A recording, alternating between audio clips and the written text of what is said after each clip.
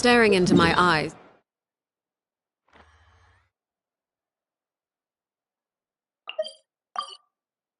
This is ill-advised. I can't promise you'll like what you see.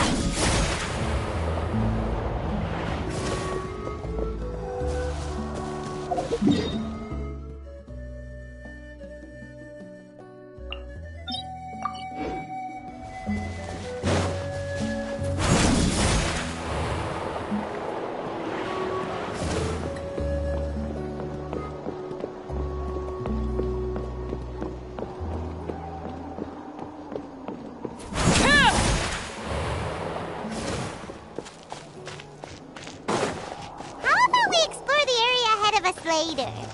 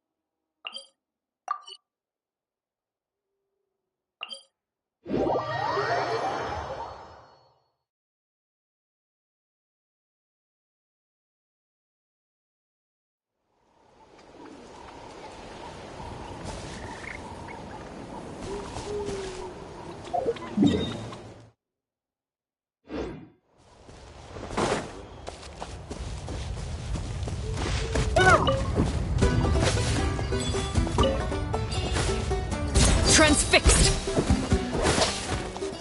Yeah!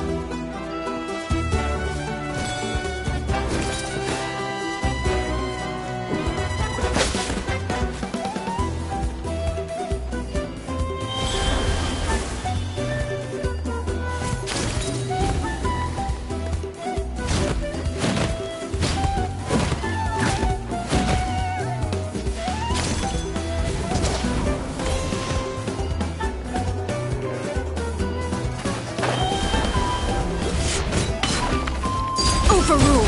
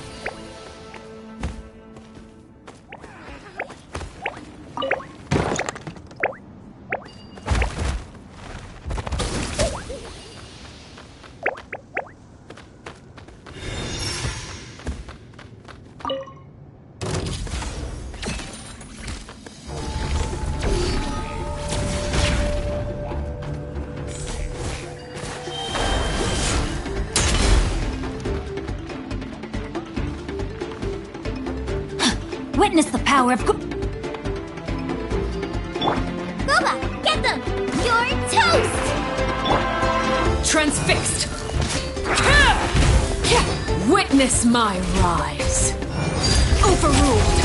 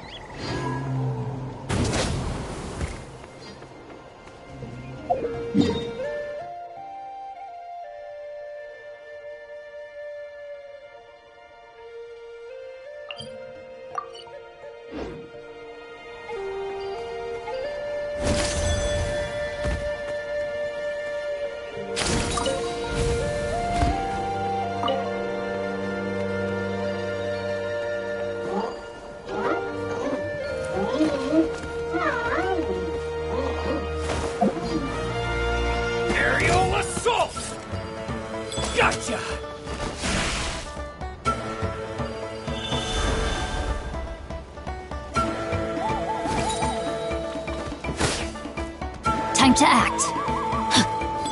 Let me weave you a birth.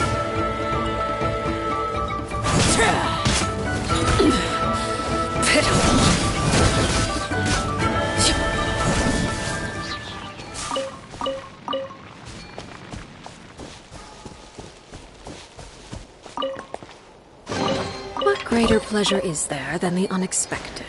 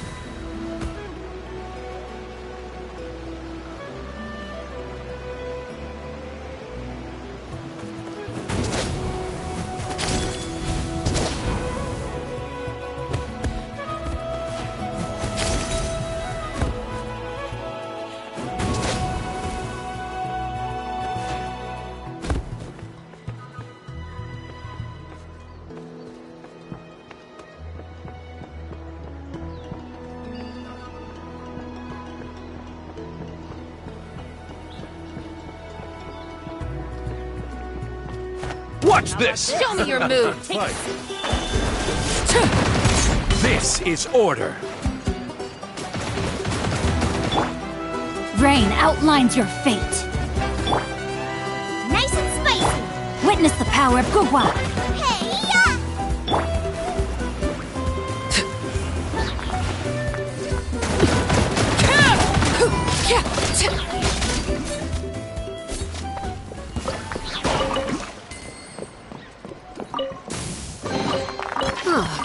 Something with which to commemorate this occasion.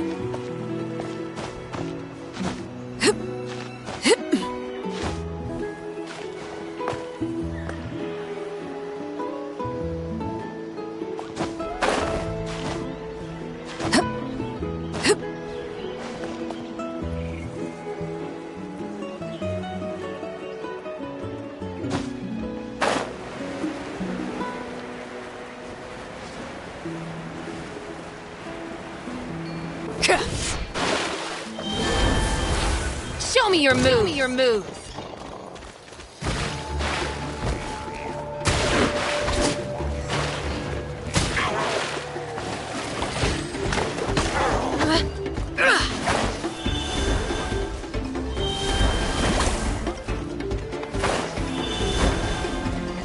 Laid bare. You're pretty good. What greater pleasure is there than the unexpected?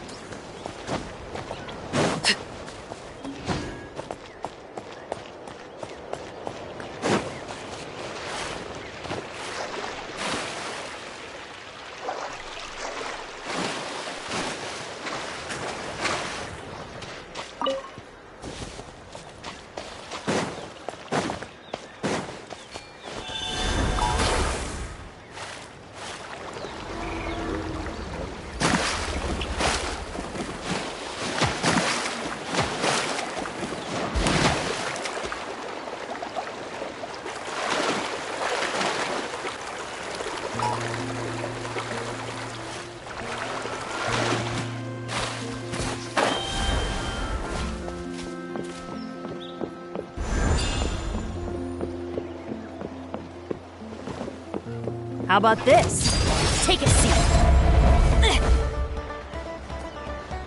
Rain cutter. I will have order.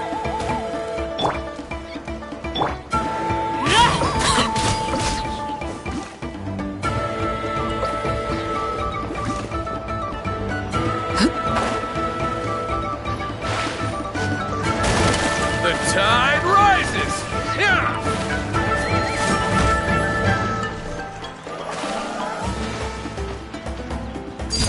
Transfixed!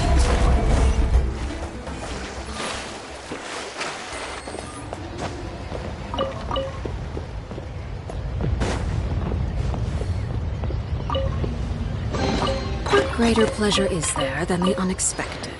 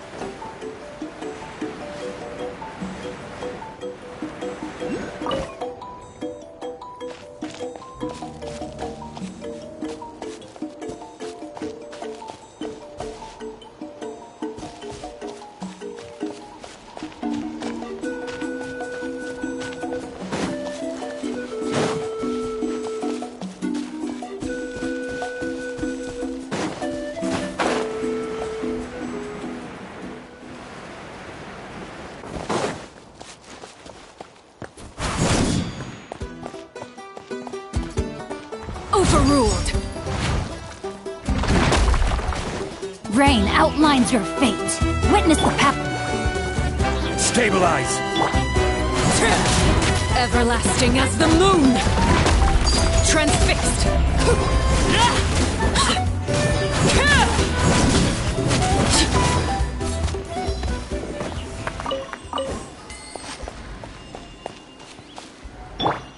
No, my sword!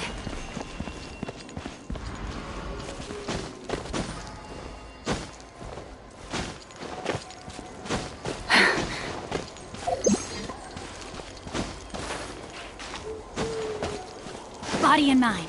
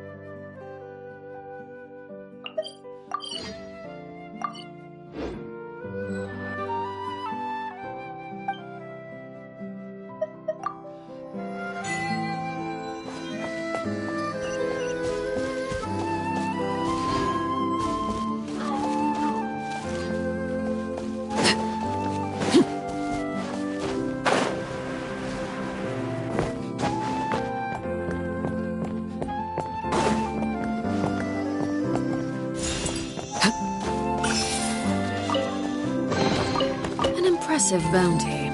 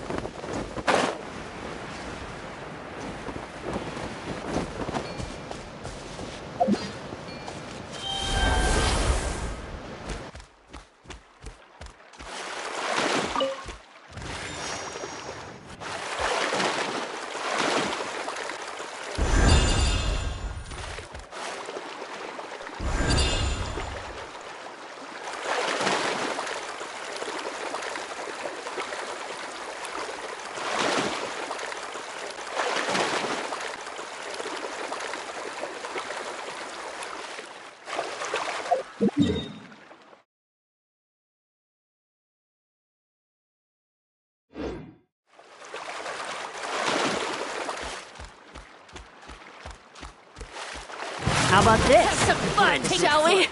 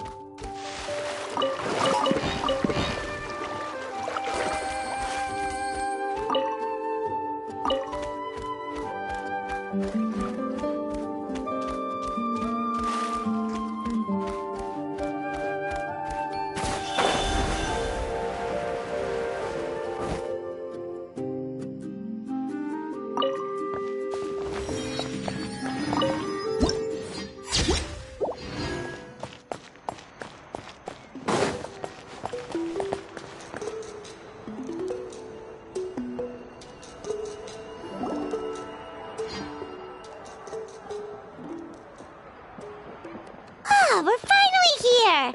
So this is your home, Mualani? Paimon can't wait to have a look around.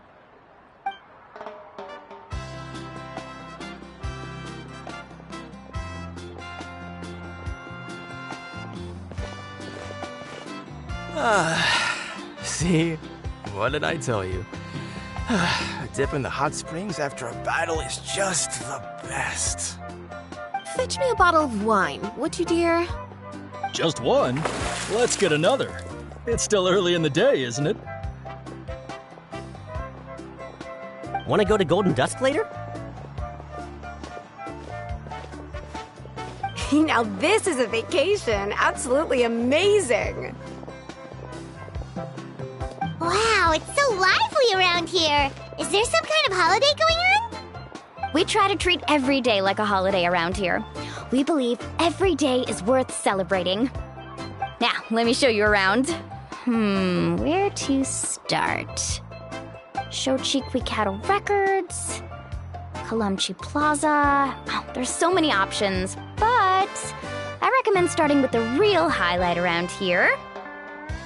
The hot springs, of course. Natural hot springs have tons of health benefits. Go for a nice long soak and you're guaranteed a good night's sleep. Wait, you want us to bathe? Here? Oh, don't be shy. Come on, I'll take you to get changed.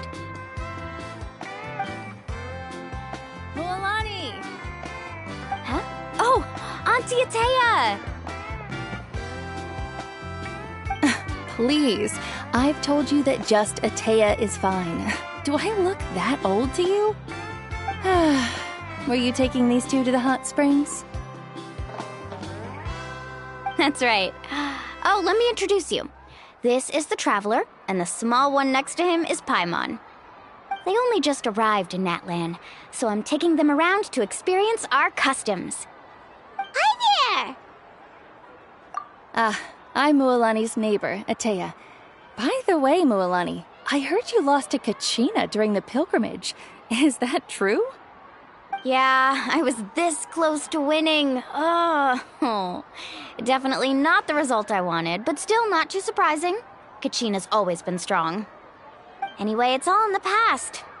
I'm gonna take these two for a dip in the hot springs. Talk to you later. Oh, wait. You'll need swimsuits first. I'm sure I can find you something lying around the shop. I'll go look. Hold it right there, young lady.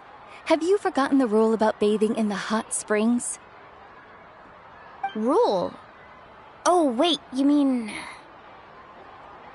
There's a rule about bathing in the hot springs? That's right. Outlanders have to complete a trial at an artificial hot spring before they're allowed access to the natural ones. It's not nearly as scary as it sounds.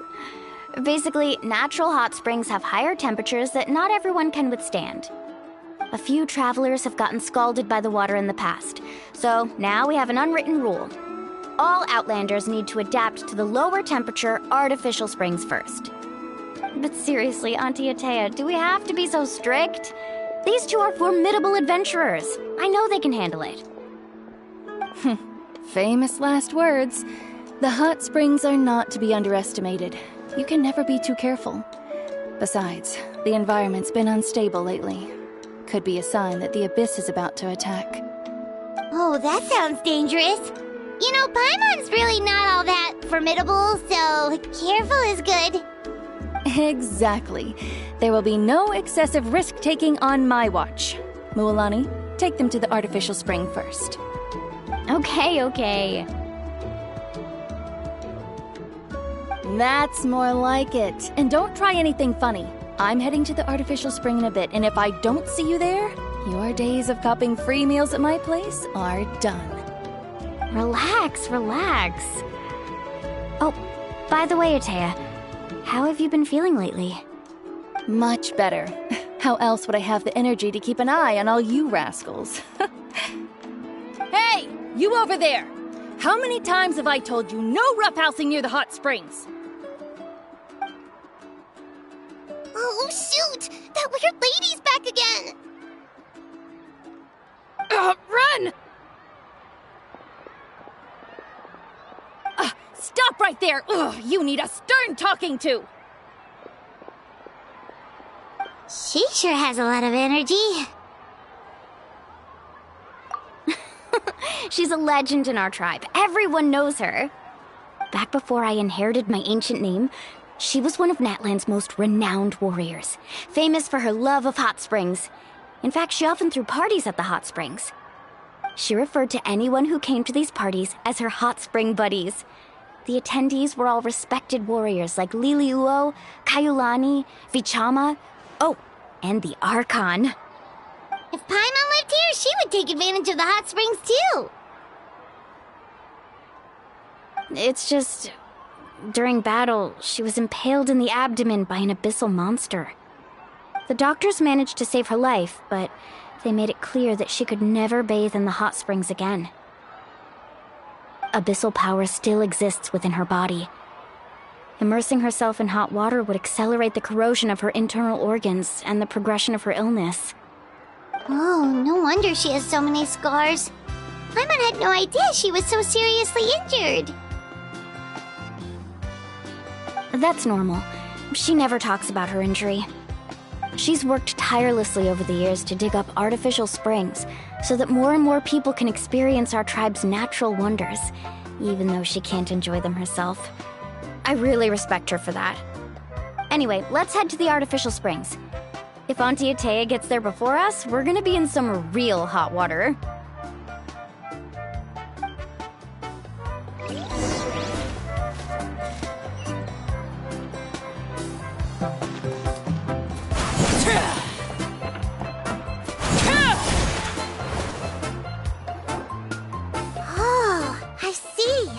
That's a great idea. I like it. See, I told you the chief would agree.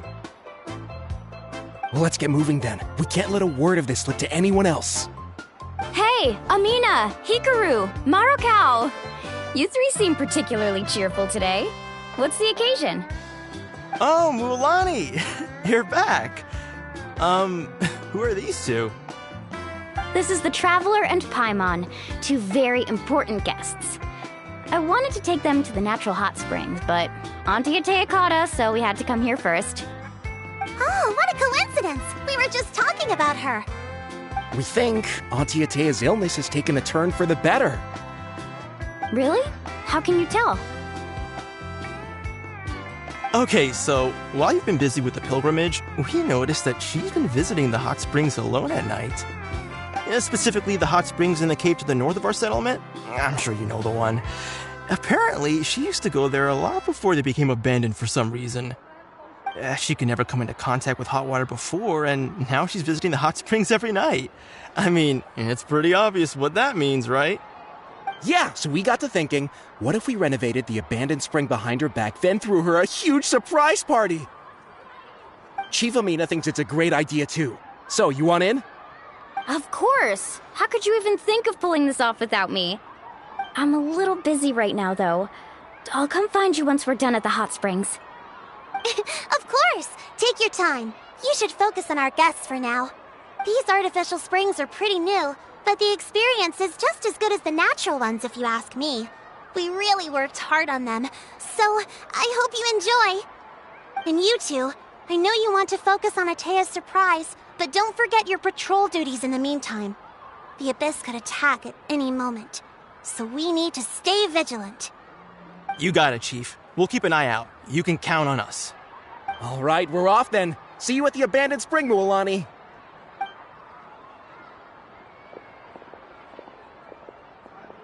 I'm also gonna head out. Have fun!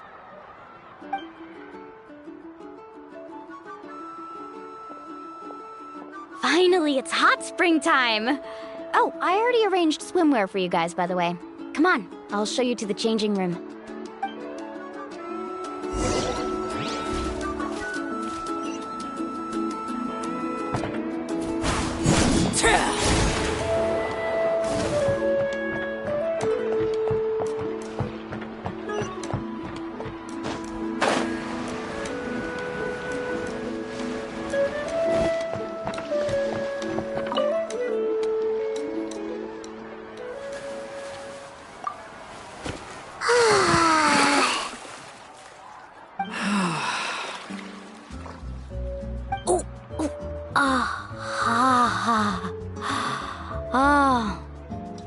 Yeah, it's so nice. The steam is warm too. The first time I came to the hot springs, there was no calming effect whatsoever. I was such a little ball of energy, the moment my parents looked away, I ran off to the high-temperature pools. It was actually pretty funny looking back on it. They were absolutely frantic, looking for me all over, until finally they saw my head slowly poke out from under the water. I was too young to remember the whole ordeal, but my parents told me all about it. A natural-born swimmer, my mother called me. Just like her, I taught myself how to dive underwater the first time I ever went swimming. So feel free to go for a swim. I'll be right here if you need rescuing. Okay, here goes nothing. Auntie Atea, you really came to check on us? Of course. And I'm glad you listened. I brought you all some milk and snacks as well. I'll just leave them here. The temperature in the artificial springs isn't too high, so I went with Saurus crackers and grain fruit chips. See how you like them. Oh, thank you! These are great! Well, I did make them myself. Very few young people know how to truly appreciate hot springs, so listen carefully. The temperature of the hot spring not only determines the type of snacks you should choose, but also the amount of time you should spend in the water. To bathe in a hot spring is to completely empty your mind. As such, swimming around the pool is incredibly disruptive and impolite, and something you should absolutely not learn from Mualani. Hey! Alright, looks like you were able to adapt to the temperature, no problem. You should be able to switch to the natural springs then. Well, I've got to get going. Oh, and make sure you drink your milk. I'm looking at you, Mualani. I still remember how you used to pour it into the water when you were little. That better not happen again, whether I'm here to catch you or not. Okay. Paimon didn't think you were the type to do something like that. I remember thinking I'd totally get away with it too. But turns out milk is pretty easy to spot when you pour it into clear water. Not my best work. Some people get dizzy if they stay in here too long. You guys alright? Paimon's fine, just a bit stuffed. Looks like you two are naturals. Oh, by the way, I have to leave you on your own for a little while this afternoon. I'm gonna help the others fix up that abandoned spring. And I certainly don't trust their aesthetic tastes. Who knows what will become of the place if I leave them unattended. In exchange, though, I can recommend a couple of shops that are worth a visit. Huh? Yeah, she brought us snacks and taught us about the hot springs. We want to do our part too. Friends are supposed to help each other out. We'd feel bad otherwise. Well then, the more the merrier. Alright, we should get going. Let's organize the best hot spring gathering Natland's ever seen.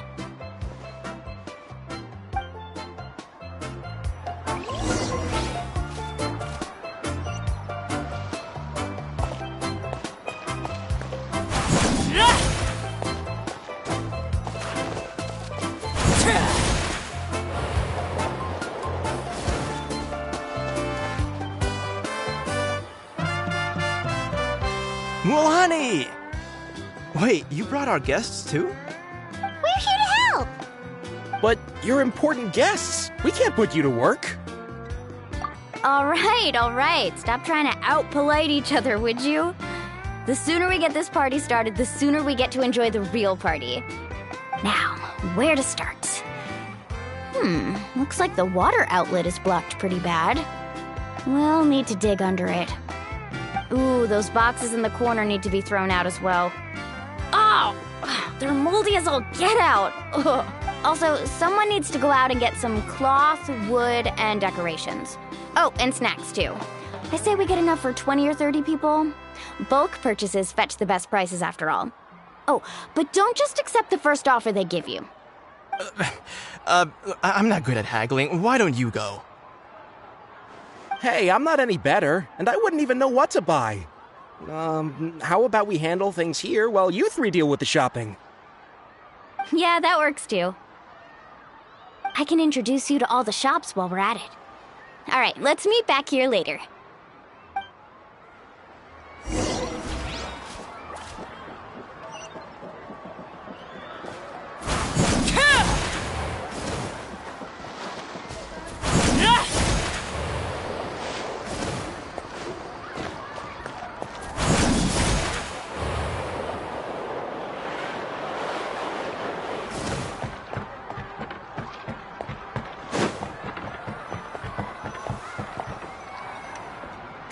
Hey there, Yellowface. Hope business has been going well. Well, if it isn't Mualani, back from the pilgrimage? That's right. Didn't make the cut this year, though. Well, it wouldn't be a competition if everyone got to win. So, what'll it be today? Here, it's all on the list. Quite a sizable order, as you can see. So, can we expect a discount? Wow, that is a large order. What's it all for? A party? That's right. Keep this between us for now, but we're throwing a hot spring party for Auntie Atea.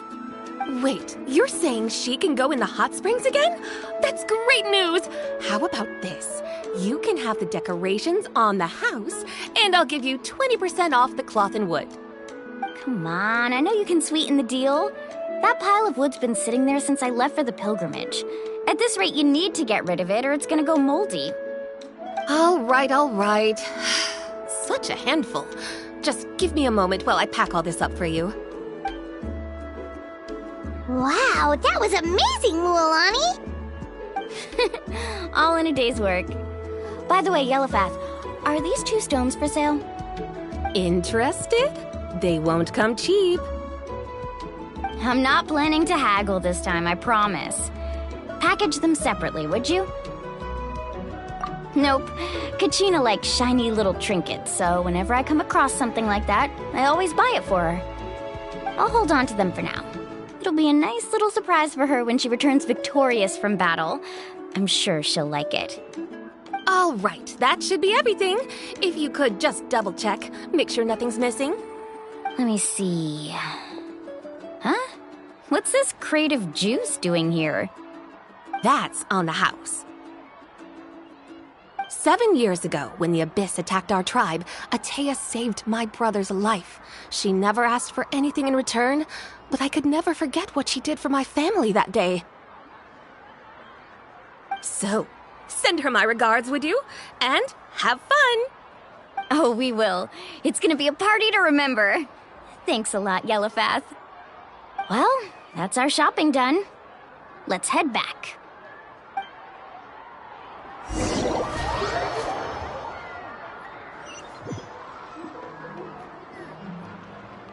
We're back! How's everything going?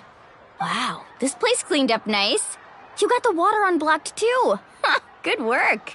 I would hope so. We spent all day clearing out debris from the bottom of the spring. Did you guys get everything? Oh, we brought back tons of stuff. We set it down near the cave entrance. All right then, roll up your sleeves, everyone, and let's get back to work. Actually, why don't you 2 take a break? I'll handle it from here. Traveler, mind lending me a hand? So, I was brainstorming on the way over, and I'm thinking we could draw something on the wall over here, and the snacks and drinks can go over there.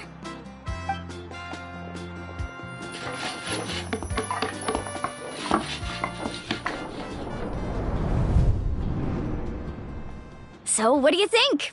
Not bad, right? It looks amazing! Paimon had no idea you were such a great designer! Well, I'm usually the one in charge of the family store, so I'm pretty good at things like renovation and organization. Not to mention, this was totally a group effort. Still, I didn't expect it to take quite this long. Guess it's too late to invite Auntie Atea over, huh? Yeah, tonight's definitely not gonna work. Chief Amina set up those patrols to guard against the Abyss, and Atea volunteered. So she's on watch tonight. I see. Well, guess the surprise will have to wait until tomorrow. This could actually be a good thing. She can relieve all the exhaustion of keeping watch all night by soaking in the hot spring. Ha! She's gonna love it. Well, let's call it a day then. Traveler, Paimon, you must be tired too. Come on, I'll take you to the inn.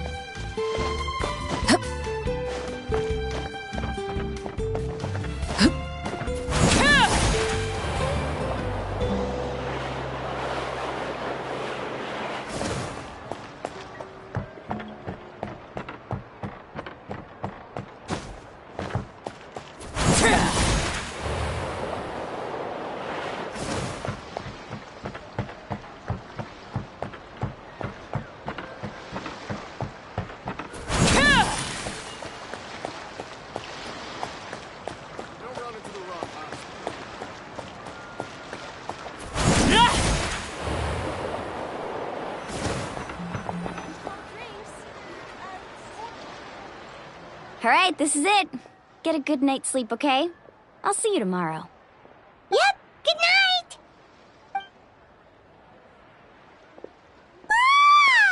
Paimon's exhausted.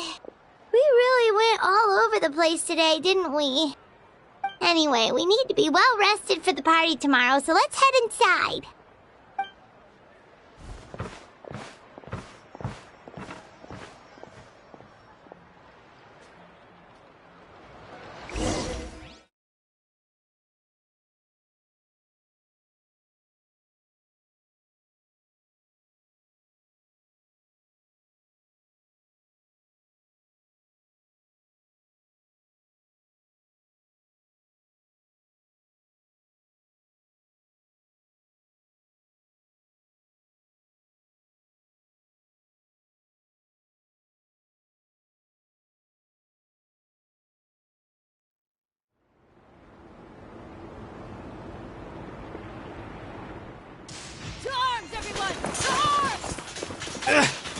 Why now? Huh? What's with all the noise? Traveler, Paimon, wake up! Mualani? What's going on? Where did all these monsters come from? It's the Abyss. Our patrols are trying to drive them back as we speak. Come with me. I'll take you somewhere safe. Mualani, a little help over here. We can't hold them back much longer. One moment. I'll be right there. Really? That's perfect. I've been waiting for the chance to fight by your side. Hang in there. We're here to help.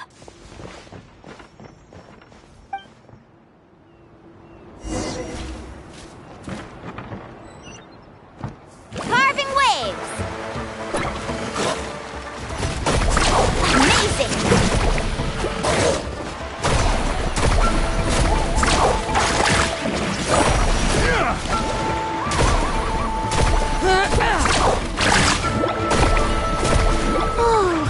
Have they been contaminated by the Abyss? No, they are the Abyss. Destroy them!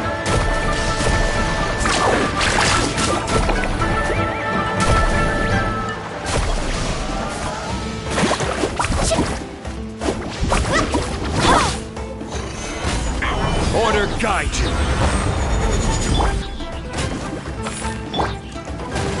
Faster! Thank you. I'm alright. Go help the others. I almost died.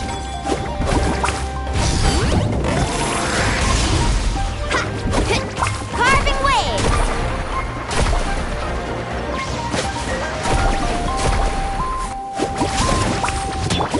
Eat this! Booba, get them! Laid bare.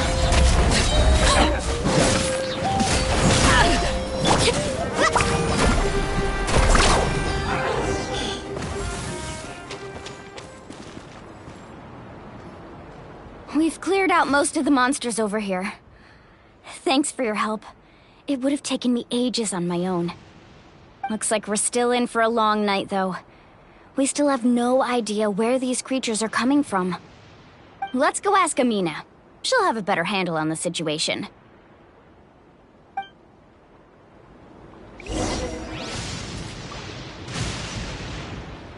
Faster!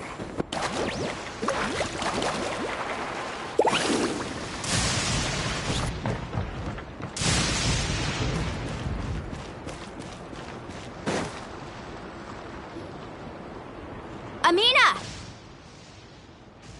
Oh, it's you three. Thank you for helping clear out those monsters. We were prepared for an attack, but we didn't have enough people to prevent them from breaking through our defenses. No casualties so far, though. Where'd they come from this time? The east side. We've pinpointed the position of an abyssal pylon, but we don't have enough manpower to take it down. An abyssal pylon? What's that? A kind of gate created by the Abyss. One that allows monsters from the Night Kingdom to enter the physical world. The only way to end the attack is to destroy the pylon as soon as possible. Otherwise, the endless hordes of monsters will exhaust our defenses. Exactly. That's what I'm most concerned about. Their numbers suggest there might even be multiple pylons in the area. We're searching for them as we speak. Alright, we'll go seal off the one to the east. Traveler, Paimon, can I count on your help again? Of course! We can't just sit back and do nothing! On behalf of the people of the Springs, you have my thanks. We're counting on you. Let's go. There's no time to lose. Take care, Amina.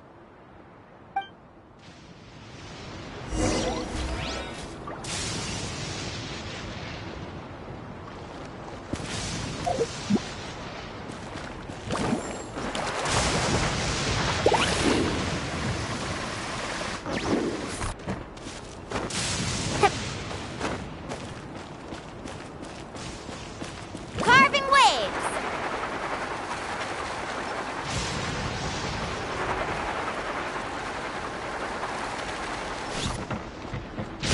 Lolani, is that the pylon? That's it, all right. Come on, let's get rid of this. thing.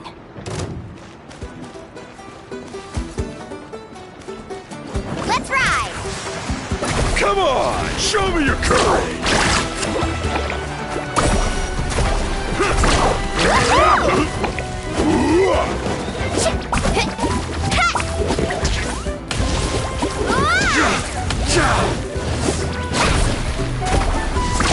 Amazing! Out of the way or get blown away!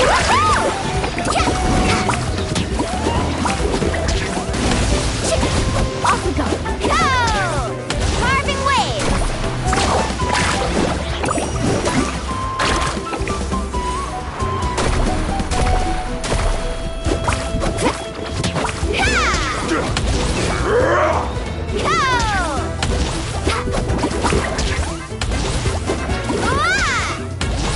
Let's ride! Amazing! Come on! Show me your courage! Solidify! I will have order! Frying pan? Overruled!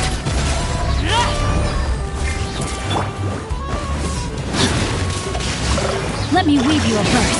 Huh? This is where you fall. Out of the way! Let Get bear. blown away! Pylon!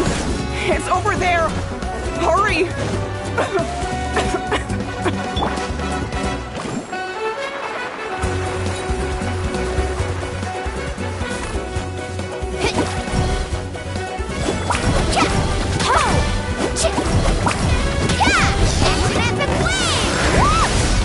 Carving waves!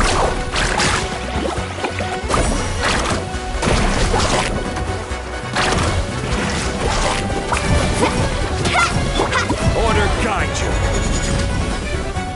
Gather! No, my sword!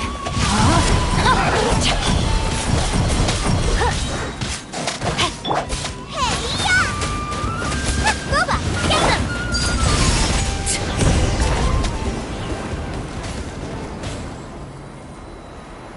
Whew! That should do it, right? I don't see any more monsters, so looks like we're in the clear.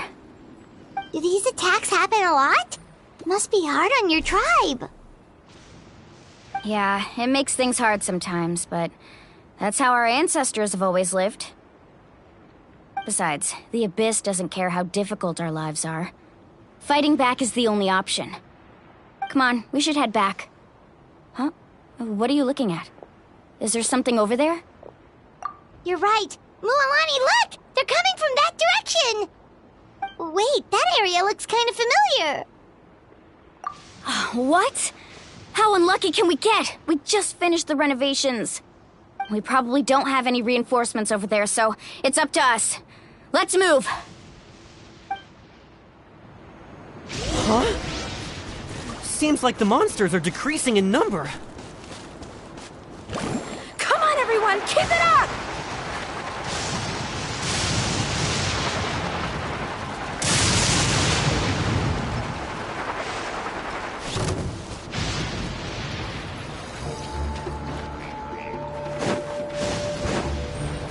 Carving waves!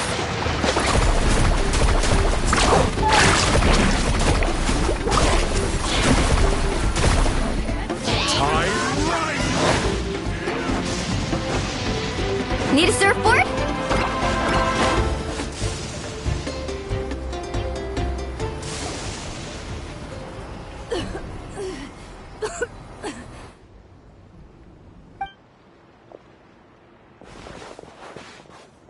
Ataya, what are you doing here? Where's the pylon? Where do you think? If I'm here, means that thing is long gone. I was in a hurry, so it's not my best work. You should check if all the important stuff is still here. Stop talking for now. That wound looks bad. The abyssal power is corroding your body. Is this the right area? Hello? Anyone there? Mulani and Ataya. What's going on? We were told the second pylon was over here. Atea took care of it, but she's injured. Quick, someone get a doctor! All right, stop fussing. Don't you think I know my own limits? The main thing is they didn't destroy anything. This is a beautiful hot spring, by the way. I can tell how much work you put into it. Wait, no! This was meant to be a surprise. For me, right? I know. Atea! You think I couldn't tell you were avoiding me on purpose?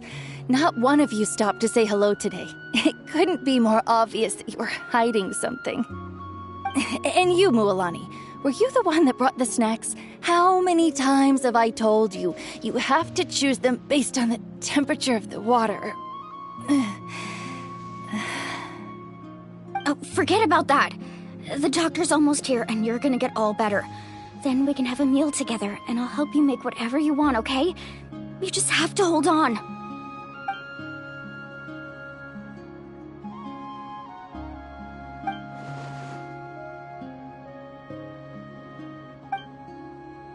The impurities and the elemental energy we embody repel each other. What? The crystal has been purified? When? The anguish he feels has brought him to tears.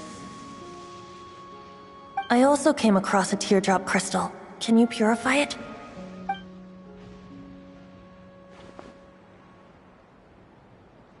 Atea! Atea! Wait, what do you mean?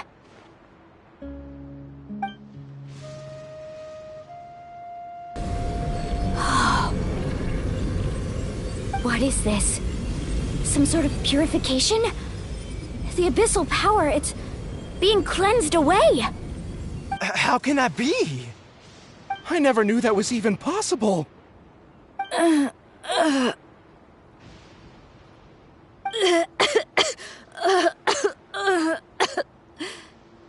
Atea! The mark of the abyss. It's gone. Yes, thanks to the Traveler. By the way, Traveler, are you alright? I just saw you purify abyssal power from Atea's body. That didn't injure you in any way, did it? You're sure? Good. Good. Oh, thank goodness. You scared us all half to death just now.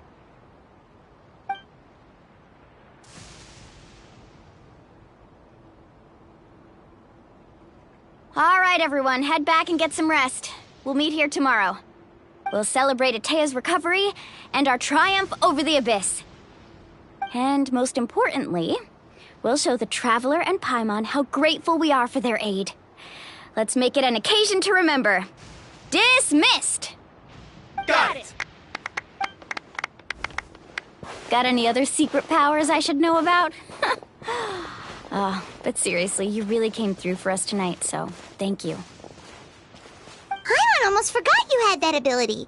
You used it back in Mondstadt to cleanse Dvalin's tears, didn't you? That was some quick thinking, Traveler. Huh? You look like something's bothering you. What's wrong?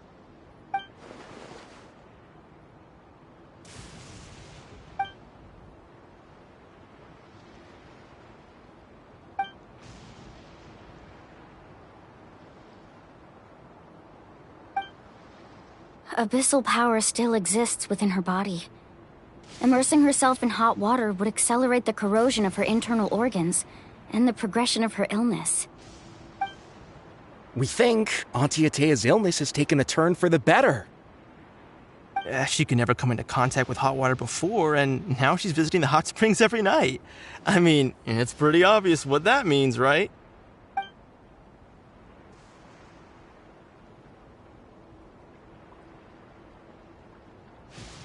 Hello?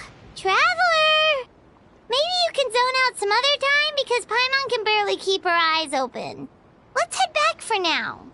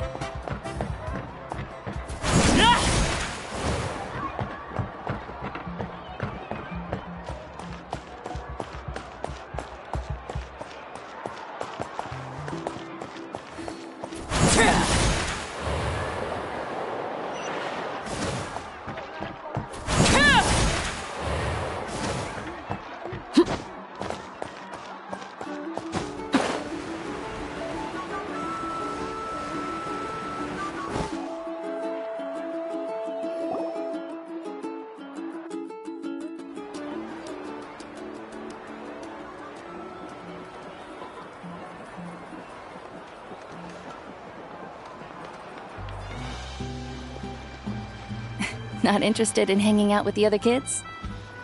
Snacks not to your taste? Hot spring temperature too high? None of the above, huh? I heard you were the one who cleansed the abyssal power yesterday. You sensed it, didn't you? I was hoping to keep it a secret for a few more days. Didn't want to ruin the celebrations and all. But looks like it was no use. Hey, kid!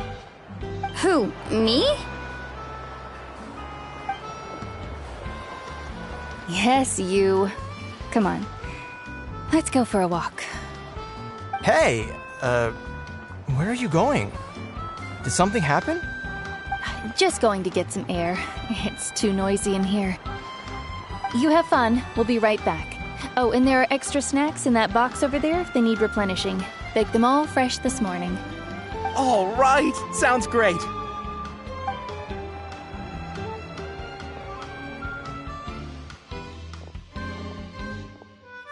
Mualani. Yeah? You've gotten so tall. You know that.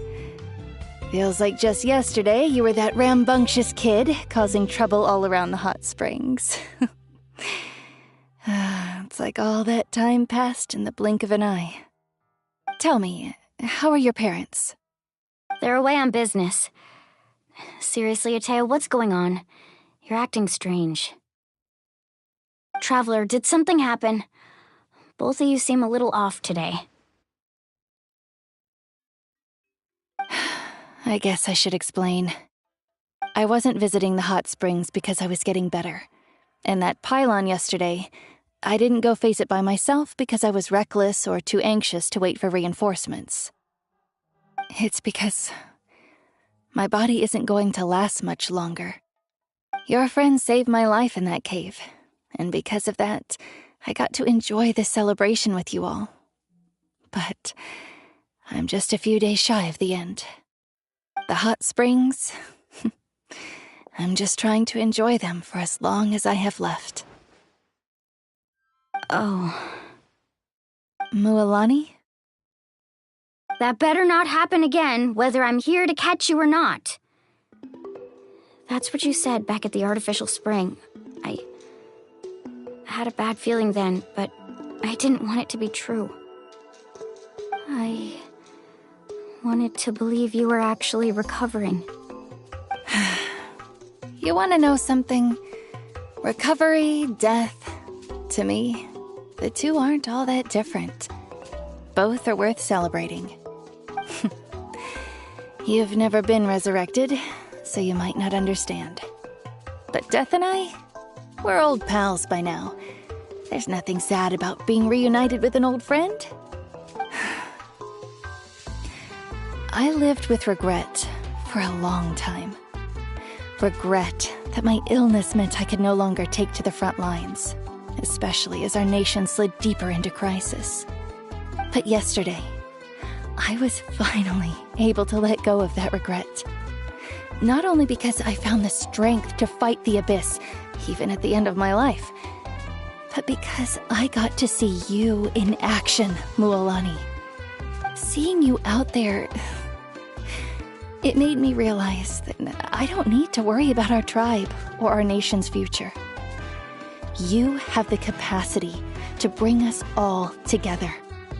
Even if I was never injured, old age would still take me one day. But I've done what I needed to do. The future is in your hands now. Just remember, whether in life or death, I am always with you. I understand. Seems like you've given this a lot of thought, Atea. Thank you for telling me all this. I'll do everything in my power to protect our tribe, our nation, and live up to the example you set for me. Good. Oh, and if any of you have the chance to meet with the Archon, could you give this to her for me? A talisman I've carried with me my whole life. It may seem strange to say while I'm still alive, But just think of it as a relic I'm leaving for her. It's brought me good fortune in battle. Even after I became too sick to fight, I never took it off. Just tell her it embodies fond memories and my strength of will. She'll know what I'm trying to say. Don't worry. We'll make sure she gets it. All right. That's all I wanted to say. Let's head back to the party. No use spending what little time I have left being sad.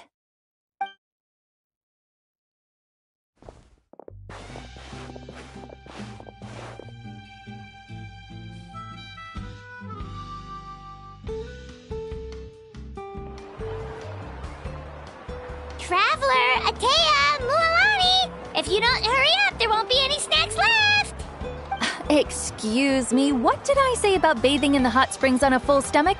Hey, are you listening to me?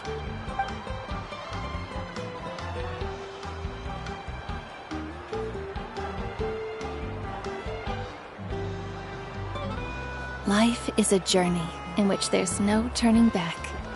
So forge ahead and don't hold back.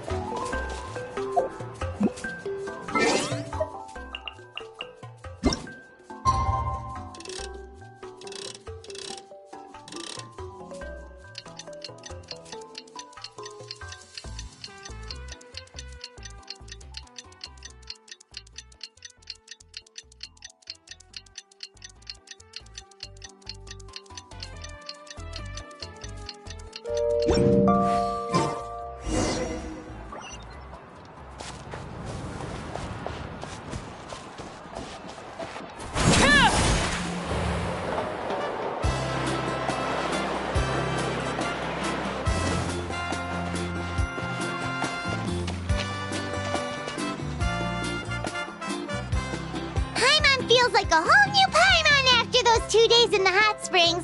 The Abyss kinda threw a wrench in our relaxation, though. Still, spending time here really has felt like a vacation. The Kaholasaurs are so nice and so fun to play with. Their bellies are super bouncy. Snacks were so delicious. She gave Paimon some for the road just this morning, actually. Yelling at some kids who got caught throwing stones in the hot springs, so not much has changed since we first met her. Hey, you guys. Sleep well last night? Yep, this area is so nice. Glad you like it. I was thinking of taking you guys out to do some sea fishing. Later tonight, we can eat whatever we catch. Fresh fish is absolutely delicious right off the grill. Hey, Mualani! Yeah? What do you need? The team sent out to fight in the Night Warden Wars has returned. And Kachina? Is she back as well? Kachina fell in battle. But don't worry, the team was victorious, so the Rite of Resurrection will be held in the stadium soon. That's a relief. The Abyss is cunning, and it was her first time. Mistakes are bound to happen. Exactly. She deserves to hold her head up high. Alright, thanks for letting me know. We'll head out in a bit. Jeez, she sounded a little anxious there. Had me thinking it was bad news for a moment. Mualani, you said the Abyss was cunning just now, but it seems like the Abyss just wants to destroy everything. Like, think about all those monsters that attacked your tribe. If there really was some sort of cunning plan, wouldn't it make more sense to send them to attack Kachina and her small team? Not that Paimon wants them to be in any more danger, it's just... Relax, I get it. The Abyss is difficult to understand, that's for sure. At a glance, it certainly seems like the only goal is total destruction. The Abyss isn't a living entity after all, so what capacity for logic or planning could it possibly possess? But through our long history of fighting the Abyss, we've realized things aren't quite so simple. 500 years ago, the Abyss invaded Teyvat. You know about that, right? That's right. Conria suffered greatly during that time.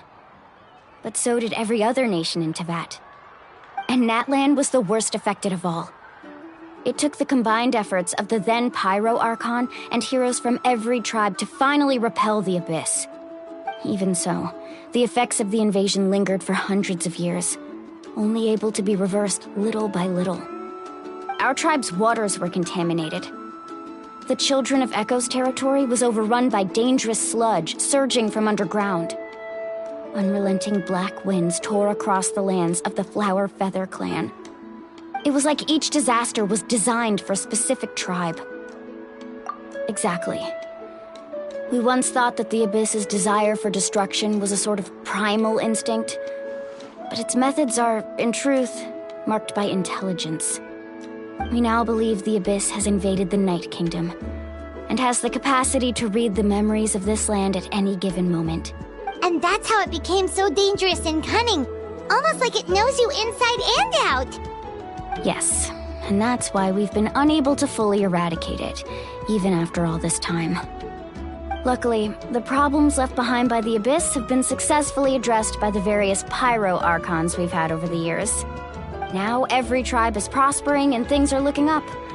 I mean, just look at what we managed to do a few days ago. We totally fought them off. You must have had to sacrifice a lot to get to this point. Every battle, every sacrifice is in pursuit of a future where we get to stop fighting. Responsibility, duty, unavoidable burden. Everyone in Natlan views the war differently. But I believe we will be rid of the Abyss one day. And the efforts of all who fought against them will become a story for the ages. To think that my name could survive in ballads passed down to future generations, it's kind of romantic.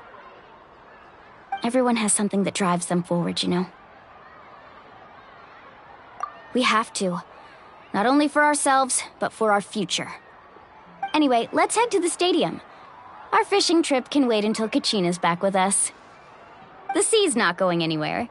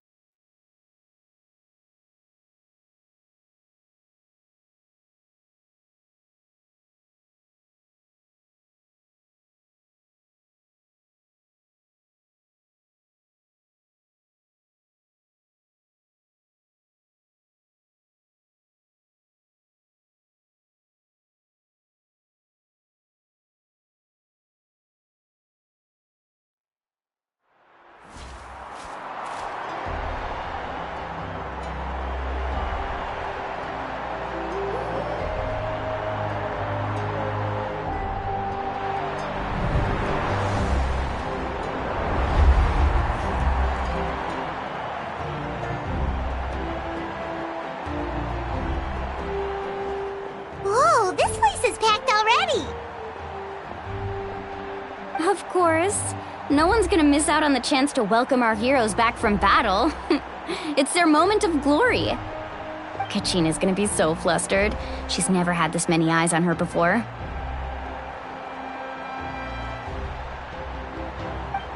Yeah, she doesn't seem like the kind of person who likes being the center of attention.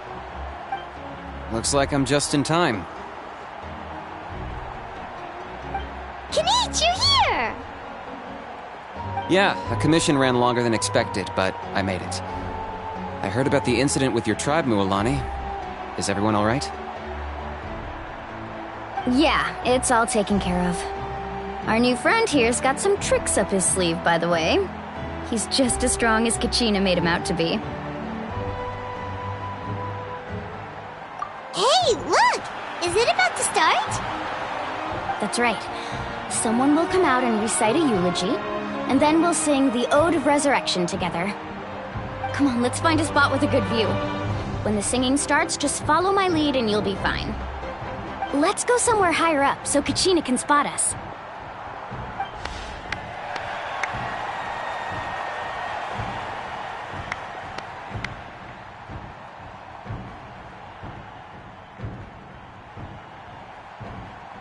Warriors of Natlan, heed the call of life. We are the inheritors of memory and legend. Those who grew alongside sun and wind. Those who forged our own destiny and future. That is Natlan's fire, the lifeblood of our nation.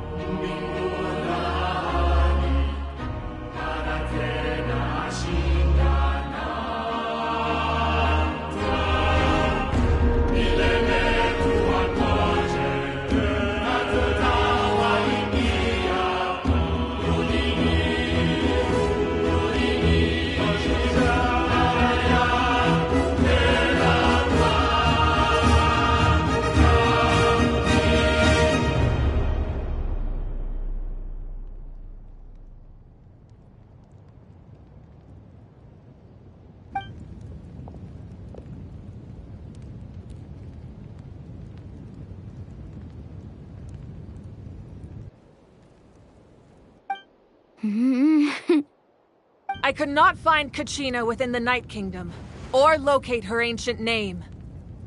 What? What does that even mean? Usually once the ode is complete, the Pyro Archon and resurrected person will emerge from the flames. But something went wrong. What's going on? This has never happened before. Well, I think it's pretty obvious. Clearly, the team sent to fight the Abyss didn't win after all. Think about it. The Ode rekindles all victors. We've witnessed it countless times. Since the Archon couldn't find Kachina in the Night Kingdom, that must mean there's more to this victory than meets the eye. Hey! You just haven't gotten over the fact that Kachina beat you in the pilgrimage! Pathetic. The both of you. Your wild guesses are misplaced. We completed our mission. Maybe you did, but who's to say whether that little girl even contributed at all? Maybe she got scared and ran off. Why would the YUB recognize someone like her, even if she was on the winning team?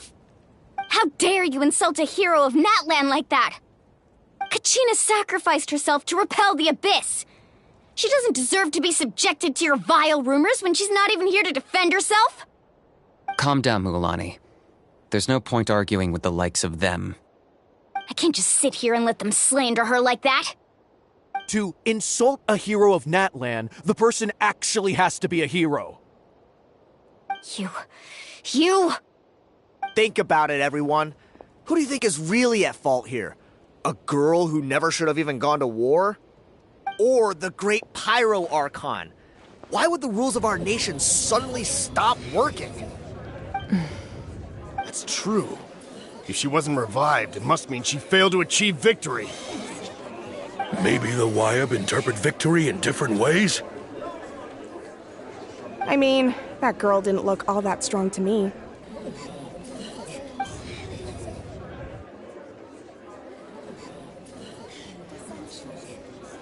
Kachina wouldn't have run! That's not like her at all! No! She's been waiting for this moment for too long. No matter how daunting the situation, no matter how scared she might feel, she's always the first person to stand up and face it head on. We don't even know what happened, so don't you dare try to use this as an excuse to vent your anger or slander her reputation. Fine. We'll find out what happens soon enough. Then, we'll see who truly deserves glory. That's enough. There is no doubt about today's victory, or Kachina's part in it.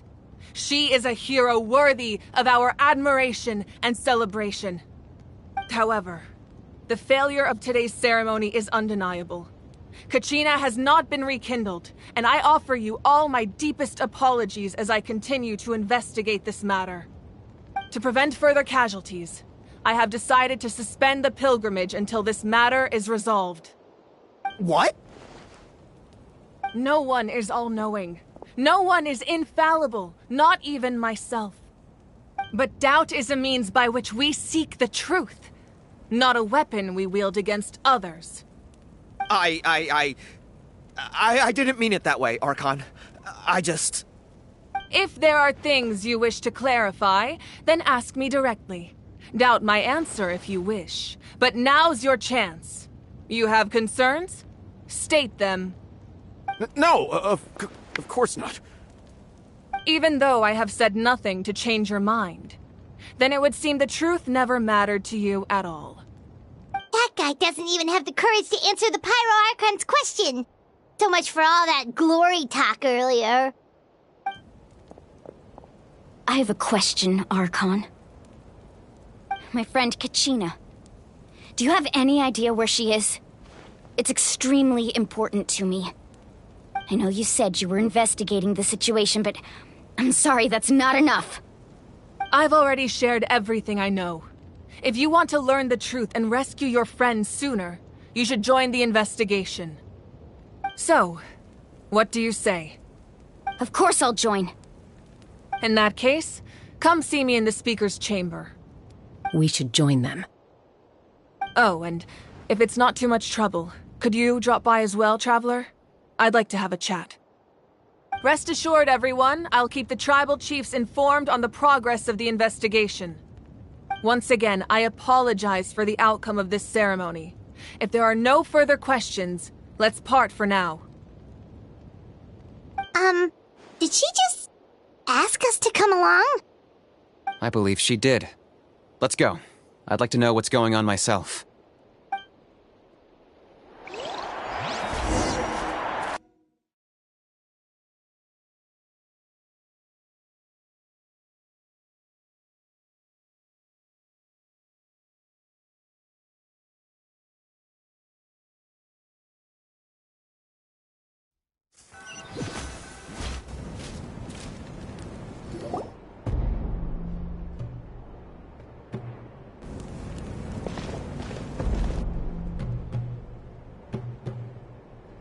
The situation is urgent, so I'll get straight to the point.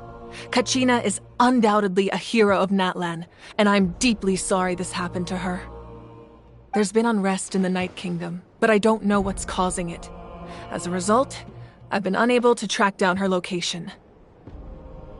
Until we find and address the cause of the unrest, the Ode of Resurrection will continue to be ineffective. And that means Kachina won't be able to come back? That's correct. Not until the problem with the Night Kingdom is resolved. How long will that take? It's hard to say. Kachina always dreamed of fighting the Abyss, of doing her part to defend Natlan. She wasn't afraid of death because she knew, if it came down to it, the Pyro Archon would be there to bring her back to life. Whenever we sat down together, exhausted from training, she would always hum the Ode of Resurrection. She was supposed to come back to us. We were supposed to hug her and celebrate with her and share her joy. We supported her every step of the way, but what are we supposed to do now? Sit peacefully and wait for her return? Lose ourselves in grief over her death? Tell me, are we her friends? Or her murderers? That's not fair, Mualani. It's all right. I understand your rage and your grief. Kachina's life means a great deal to me, Mualani. Believe me, I want to bring her back as soon as possible. I would give you that peace of mind if I could. But please, hear what I have to say so I can at least give you a broader picture of the issue we are now facing. Considering the recent attack on your tribe, I believe the Abyss has found a new means of undermining the rules of our nation. You mean... The Sacred Flame. The foundation of our resistance against the Abyss. If we continue to hold the pilgrimage and send teams to fight the Abyss, there will likely be more casualties. But if we stop altogether, the Sacred Flame will only grow weaker. The Abyss will scale up their attacks, and the tragedy we saw with the people of the Springs will only be the first of many. If we compare the two choices, the former seems to be the lesser of two evils. Sorry, I know that may sound harsh, but I bear the name Malipo. Weighing the costs is my duty. The raw truth can be cruel. But we need to understand it if we want to approach this rationally. But what would you say, Mualani? This is personal for you. And unlike Kanich, I dare say it's not a simple case of weighing up which course of action is less painful, is it? No. I can't choose between them, and I don't want to. Saying that one is preferable over the other is disrespectful to the people who suffered. You're saying it doesn't matter whether I suspend the pilgrimage. The consequences will be equally painful. Yes. What happened to Kachina breaks my heart. But I couldn't bring myself to sacrifice other people for her sake. And that is the crux of the problem. It's not simply a matter of choosing the lesser of two evils. Either way, there will be people who suffer. And the end result will be the same. Belief in the pilgrimage will waver. Once doubt has crept in, the people will no longer unite in battle against the Abyss. And that is exactly what the Abyss wants. Their ultimate goal isn't to break the rules that make the Ode of Resurrection work. It's to destroy the people's faith in them. To prevent what happened to Kachina from happening to anyone else, we need to suspend the pilgrimage. So that is my current plan. And in the meantime, I've made efforts to strengthen each tribe's defenses. Then, we have to find another way of strengthening the Sacred Flame to keep the Abyss at bay. This won't be easy. I'll need time to figure out the best approach. I understand your anger, Mualani, but I hope that provided some clarity at least. Wow. Paimon thought things were gonna get heated for a second, but the Pyro Archon took the time to explain everything so patiently. I owe you an apology, Archon. I let myself get carried away earlier, and I'm sorry. You're right. We need to focus on finding solutions. We could always hold the pilgrimage without sending a team to fight in the Night Warden Wars. That way, we would still be able to fuel the Sacred Flame. I've considered that, but the two events have nearly always been linked. Without the chance to fight the Abyss, pilgrimage rankings lose their prestige, and competitor numbers will drop. With fewer participants, the amount of contending fire produced will decrease, and the vicious cycle will continue indefinitely. So, essentially, the Abyss has taken Kachina hostage. You've learned about the concept of ley lines during your travels, yes? The Night Kingdom is something similar. Staying there for a short period of time shouldn't have an effect on the person. But with the Abyss in the picture, it's a different story. Your sense of self will be devoured until eventually you become one with the Sea of Souls. Imagine pouring a cup of water into a rushing river. You can try to scoop up another cup, but there's no chance it will be the same water you had before. I won't sugarcoat it. That is the danger Kachina is currently facing. Just like you said, Archon. Both of these problems need to be addressed. You can focus all your efforts on dealing with the Sacred Flame. I will go search for Kachina. The Abyss poses the same threat to you as it does to her. It is very possible you will not return. Knowing that, do you still choose to go? Kachina's waiting for us to rescue her. That's all that matters. I failed to protect her during our campaign, but I can make it up to her now. I choose to go as well. Traveler? What do you think? Understood. Then I'll support you in any way I can. The Masters of the Nightwind have a technique that can extract an ancient name from the ley lines. If we can find Kachina's ancient name, I can use the link between them to pinpoint her position within the Night Kingdom. Then comes the hard part. You need to visit the Night Kingdom in person and rescue her. But isn't the Night Kingdom a land of souls?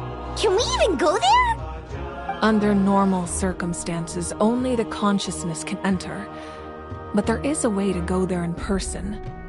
However, know that the Night Kingdom will attempt to repel you, and the Abyss certainly won't leave you be.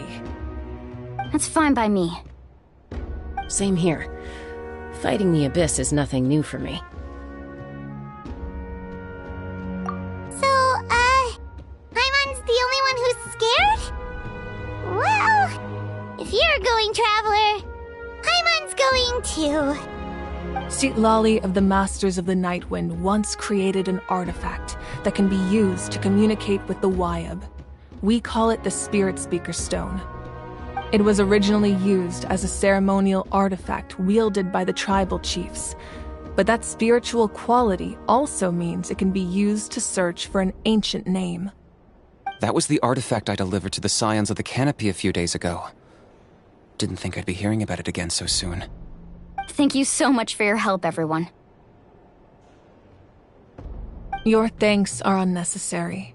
I will offer you whatever aid I can, but your fellowship and courage are what will truly decide the success of this operation. Besides, you're the ones helping me. I can only focus on one thing at a time, after all. Traveler, I certainly didn't expect our first conversation to be so serious. I've heard all about your accomplishments. Ever since you arrived, I've been hoping to meet you and offer you Natlan's highest level of hospitality. Why? Why? Is that not what happened in the other nations you visited? Yeah, things were pretty complicated at the start. And, in the middle. But our reputation's solid nowadays. That's more like it. After all, I've heard you're someone who transcends fate. Perhaps even more than you can imagine. But we can talk about that some other time. Ideally, this would be the perfect night for a drink and some musical ambiance. But there are important things to be done. Oh, I almost forgot. Atea was wounded in the fight against the Abyss. She wanted us to give this to you. It embodies fond memories and my strength of will. That's what she asked us to tell you. She said you'd know what that means. I didn't think this day would come so soon. The flames of her life force. I can feel them flowing within the talisman. If things were different, the two of us could have enjoyed the hot springs together while she gave this to me in person. We're supposed to be hot spring buddies after all. But don't worry. This talisman means a great deal to me. I'll take good care of it. And once this is all over, I'll pay Atea a visit.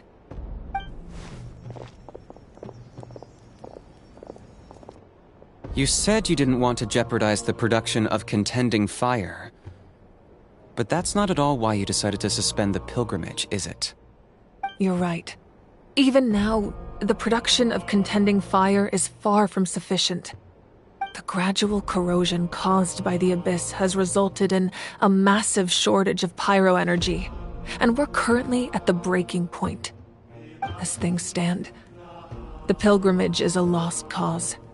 Suspending it allows us to save our strength to defend the tribes. The Abyss has brought catastrophe to Natlan, and Kachina's disappearance in the Night Kingdom is a direct consequence of that. We can't let the general public know that. No. If the public learned that Natlan's destruction was close at hand, there would be immense panic. But if I said nothing at all, they would have continued to question the integrity of Natlan's heroes. Another simple choice. The latter was clearly the better solution. But you chose otherwise.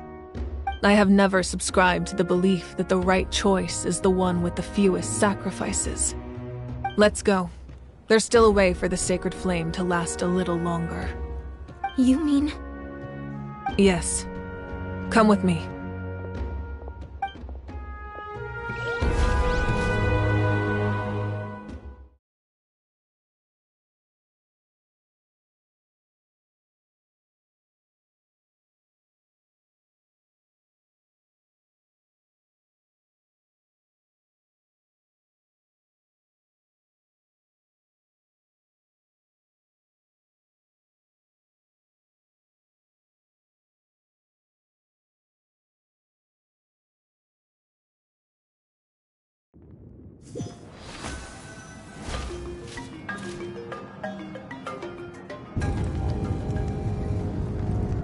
The sacred flame must never go out. Not only does it strike fear in the Abyss, but it's also the pillar of Natlan's stability. So until our heroes are ready, I will sacrifice my power to keep it burning. But that can only last so long. I think we should focus on the remaining ancient name-bearers. Don't let desperation cloud your judgment. Those chosen by the Wayab have already embarked on their destined path. It is for them to decide how that journey ends, not us. All we can do is support them.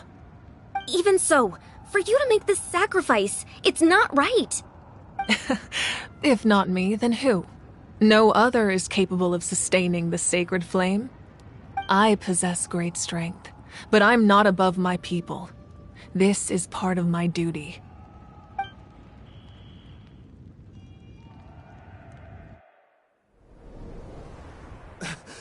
Archon! It's the Fatui!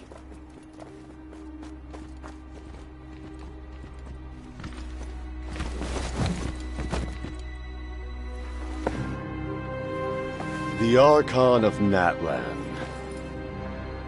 A force to be reckoned with. The secret of the ley lines is no secret to me. Long have they been destined for ruin. And since the oath made 5 centuries ago remains unfulfilled, what use is the Gnosis in your hands? I don't know what you mean. But it sounds like this is about more than the Tsaritsa. In times of crisis, someone must pick up the mantle of salvation. Your plan has reached an impasse, and now it falls to me to create new rules for Natlan. But before the dawn of a new age, the old must be destroyed.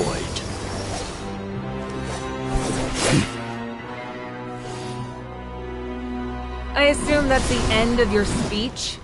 Good. People like us. Let our blades do the talking!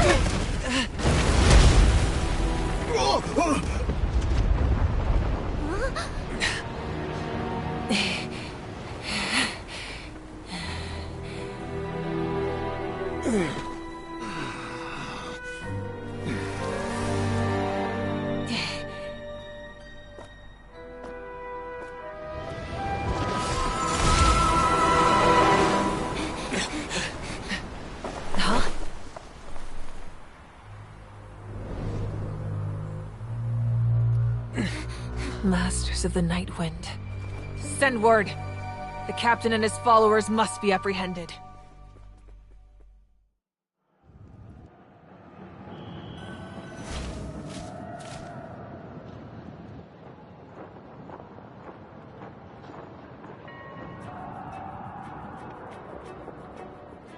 Are you alright, Archon?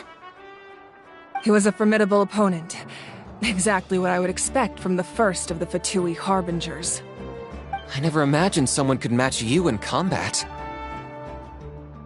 If the Tsaritsa sent him here, why would he bring up what happened 5 centuries ago? Yeah. And how much does he know about Natlan? The Harbingers are all driven by their own personal goals.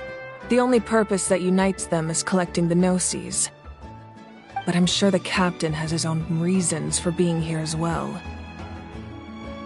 Whatever his motive, we should shift our focus to the Fatui. If they attack again, and we're not prepared, we're done for. No, we're running out of time. The wound I inflicted should hold him back and weaken him for the time being.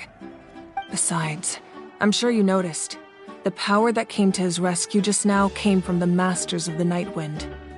In other words, there are traitors among us. Not necessarily. This could prove to be a very valuable turn of events. When we exchanged final blows, I sensed an unusual presence within him. I'll need to investigate further. Kanich, go to the Masters of the Night Wind and look into who could have aided the captain. Speak to Sitlali. She should know. Of course, I'll head out right now. Do you still intend to... Yes, but fear not.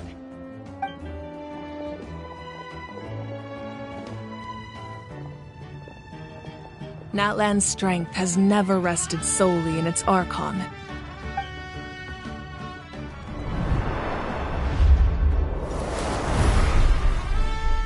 Together we foresaw the only path that leads to our nation's future. We must trust in that vision now.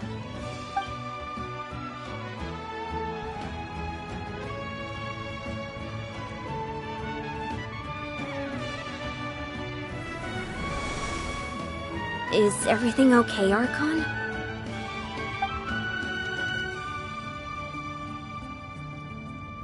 Completely fine. Just lamenting the fact that I never got a picture when I could still turn my hair into flames. Too late now. I just hope the others have a safe journey.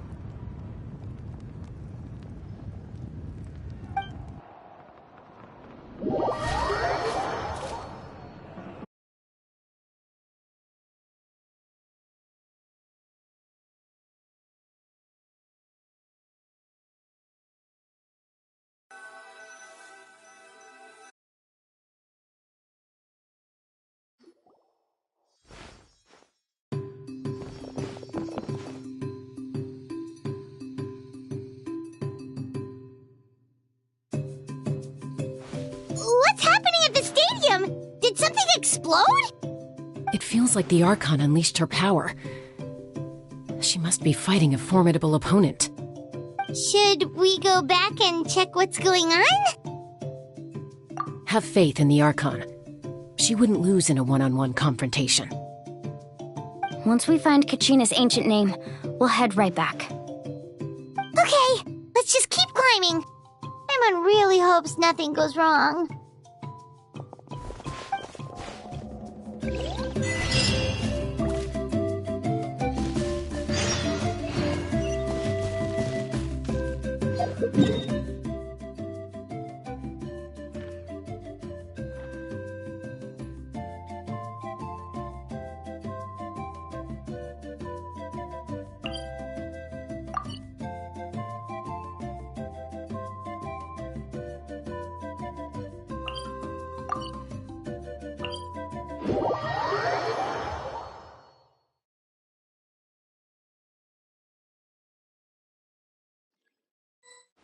That's Waina, the tribal chief. Let's head over to him.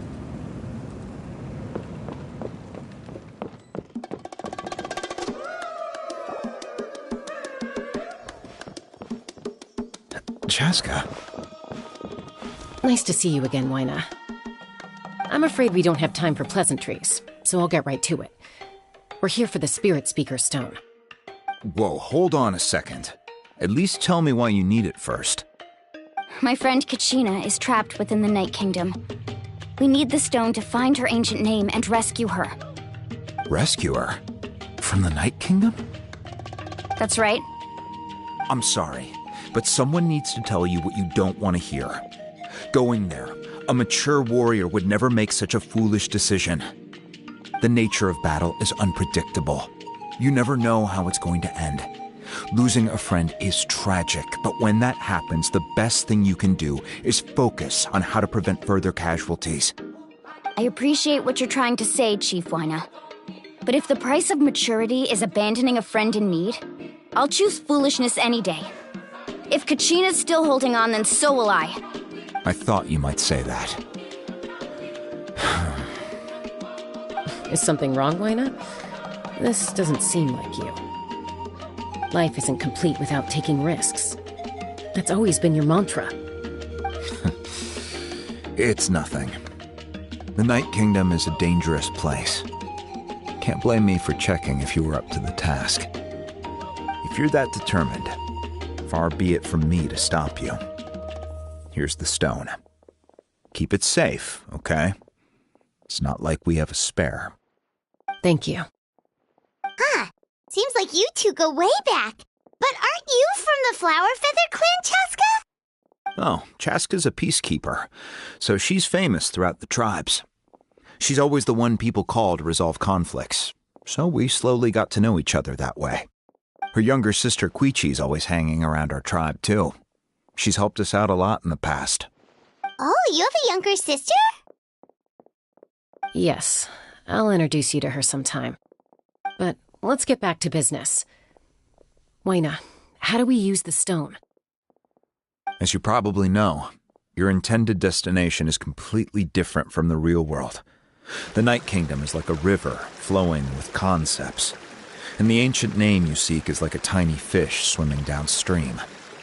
In that sense, the stone is like a fishing boat drifting down the river, but the boat alone isn't enough. You need a fisherman experienced enough to steer it in the right direction. We couldn't do that ourselves? With a little practice, I'm sure you could. You have the strength and the talent. If you want to make sure this works, though, I could recommend someone to you. Who? Vichama, a legendary warrior and scout from our tribe. He's got a keen eye and a well-honed intuition. Even his ancient name means to seek. If you're fishing for a name, you're gonna want him on the boat. Vichama? Why does that name sound familiar? He's one of Auntie Atea's hot spring buddies. I've heard stories about him. Where can we find him? Ever since Malko passed, he spends most of his time gazing out at the scenery from the cliff tops. Follow the path that way, and I'm sure you'll find him. Thank you. We'll go look for him there. Good luck. I hope everything goes well.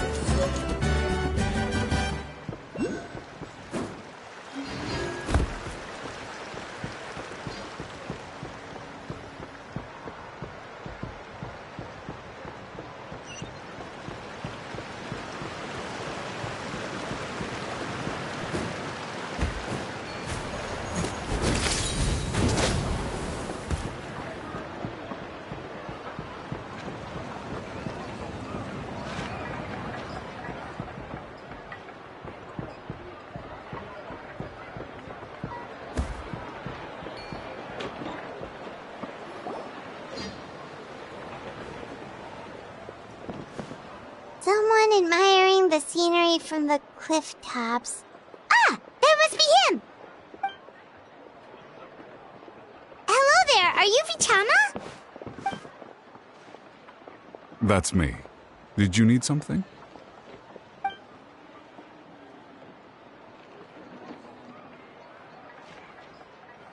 What?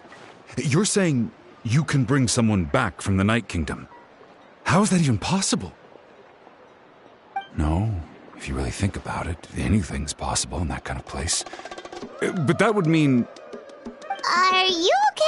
You don't look so good. Everything's fine. I'll help you, but I do have a small request. After I help you find Kachina's ancient name, I want to use the stone to look for my friends as well. Your friend?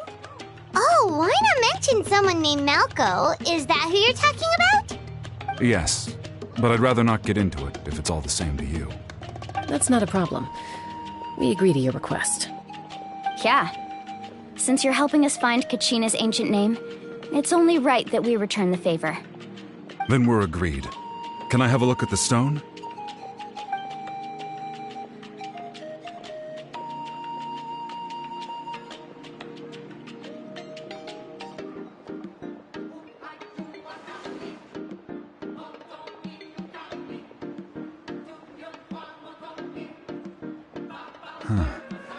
I see.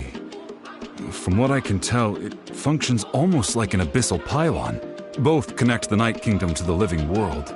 Once the connection is established, the abyss will come surging through the opening like a predator honing in on the scent of blood. So we have to be sure not to use it in a tribal settlement. Wow, you got all that just from looking at it? I just picked up on the basics, really. I still have no idea why it works.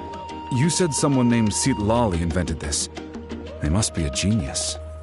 I'll go find an open area and start setting things up. In the meantime, I need you to get 2 things for me. We'll go right away. What do you need? First, I'll need some hook ropes. Pretty much every store around here carries them, so no need to go anywhere special. Oh, and I need to build a net out of them, so make sure you get a good amount. Wait, are you saying you're going to use a real net to catch Kachina's ancient name? How does that work when one's tangible and one's not? By creating something tangible in our world, like a net, we can create a connection to a corresponding concept in the Night Kingdom. Basically, I'm going to use the concept of a net to catch something equally intangible, an ancient name. Oh, I see. What about the second thing you needed? Right. I need 2 chunks of obsidian. Once we bring the ancient names into our world, we'll need a place to store them. Normally, you can only get obsidian from the Children of Echoes, but I heard there's a traveling merchant from that tribe around here somewhere, so maybe you can try your luck there. Gotcha! All right, let's split up. See that clearing? Let's meet over there when you're done. Oh, and you can send someone with me if you want. In case you're worried I might take the stone for myself. What do you think, Chaska? There's no need. Lena spoke highly of you. That means you're trustworthy. I appreciate it, even though that doesn't mean much to me anymore. Anyway, it'll take some time to set everything up, so no need to rush. I'll see you in a bit.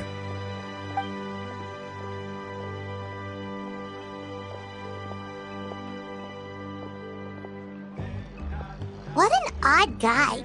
He seems so defeated, but also really invested in the stone at the same time. I don't have any more insight than you, Paimon. Let's just focus on the preparations for now. Hang on, Kachina. We're coming for you.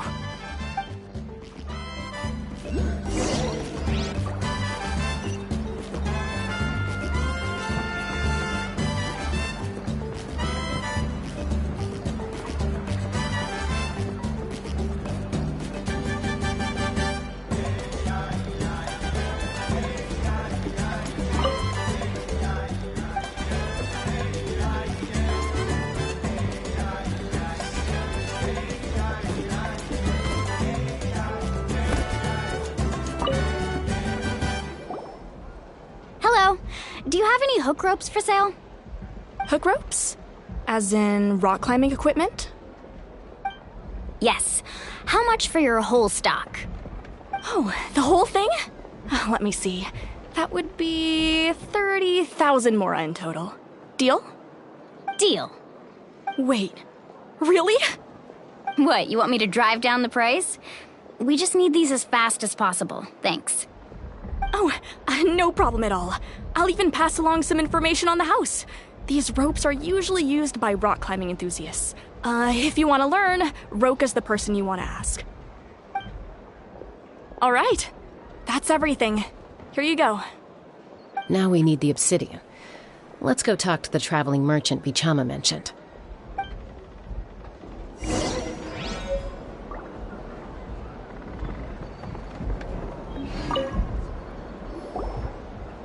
Excuse me, do you sell obsidian? Why, yes. I've got a chunk for sale right over there. Perfect. Is that the only one, though? We actually need two. That might be tough. Tell you what, I'll take a look through these boxes over here and we'll see what we can find. Thank you so much. We'll wait here.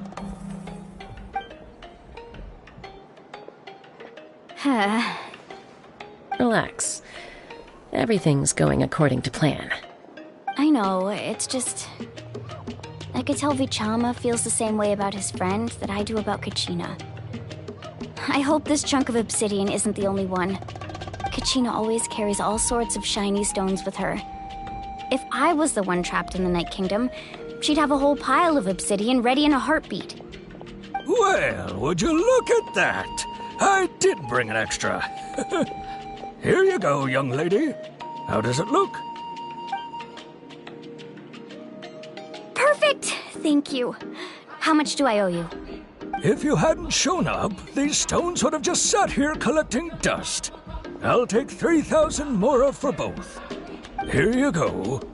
By the way, I heard you mention Vichama just now. You running an errand for him, then? How's he doing? Malco's been gone for 5 years now. It's about time he started to move forward. Do you know what happened between them? I heard about it in passing while I was out drinking one night, but I don't know all the details. Vichama and Malco grew up together, and even made a name for themselves together. Malco was an amazing fighter, capable of knocking out multiple opponents in a single hit, while Vichama excelled at scouting and analyzing the battlefield. The two made an excellent team, and managed to beat back the Abyss several times. 5 years ago, they both emerged triumphant in the pilgrimage, and were placed on the same team to fight the Abyss. But on the eve of battle, the Abyss launched an attack on their tribe, and Vichama suffered an injury to his leg while attempting to rescue someone. Then what happened? The team agreed that he couldn't fight the Abyss in his condition. Vichama didn't argue. He knew going to the front lines with an injured leg would make him a burden in battle. So they raised the issue with the Pyro Archon, and she agreed to let him stay behind. It's just... Malco and the others ended up facing hordes of abyssal monsters in numbers that far exceeded anyone's expectations. The team made an error in judgment, and they fell to the onslaught. Vichama went into a deep depression after that. He blames himself for everything. Oh, you're not wrong. But it's possible he chooses to blame himself. Not because he did something wrong, but because he wasn't able to do anything at all. I've tried convincing him to move forward, to stop dwelling on the past. But the shadow of Malco's death hangs over him still. The Abyss has caused so much suffering, and some wounds never heal. I wish there was something he could do to make himself feel better. But... anyway, that's the gist of it. Maybe you could help him talk things through sometime. I would really appreciate it.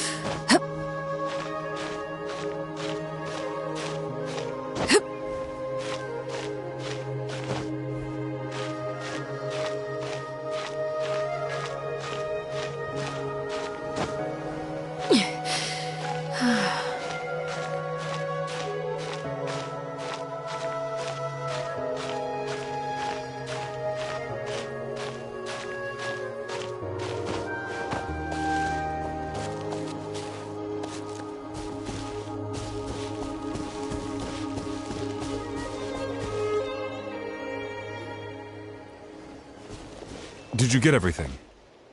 Yep, it's all here. When do we start? I've made all the necessary adjustments, so we're good to go. As agreed, I'll help you find Kachina's ancient name, and then you return the favor. Go ahead. After Malko fell, I scoured the battlefield to see what happened. It turned out he wasn't bested by some impossibly powerful foe. He was dragged to his grave by the sheer number of enemies.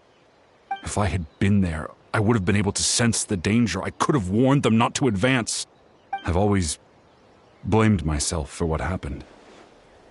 But when you told me about Kachina, I realized there's a chance Malko might also be alive, fighting for survival in the Night Kingdom. But that happened several years ago, right? The Pyro Archon said all life within the Night Kingdom eventually becomes one with the Sea of Souls. There might not be much hope, but I still have to try. Malko and I promised each other, even if we never managed to root out the Abyss for good, we would fight together until the end. All right, let's get to it. I'll start searching for the conceptualized version of Kachina's ancient name. If you see any fragments scattered around the area, please collect them.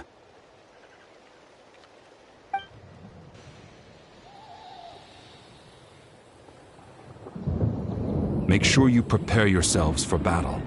As I said, the stone will link the mortal realm to the Night Kingdom. The Abyss will likely emerge in response. Look at that golden thing! It must be one of those fragments Vichama mentioned. Let's get closer!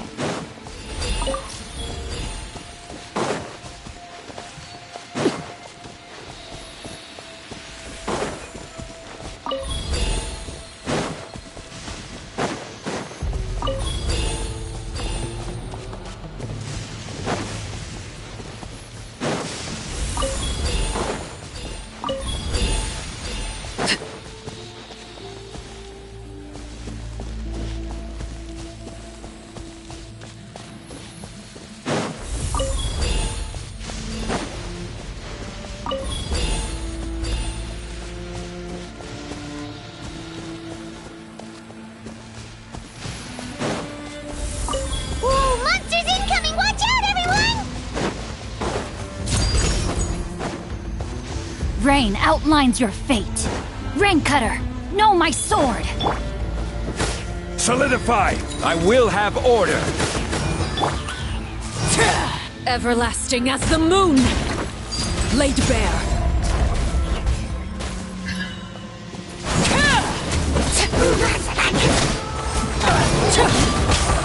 Gather! Let me weave you a verse. Huh? Rain outline... Eat this! Order guide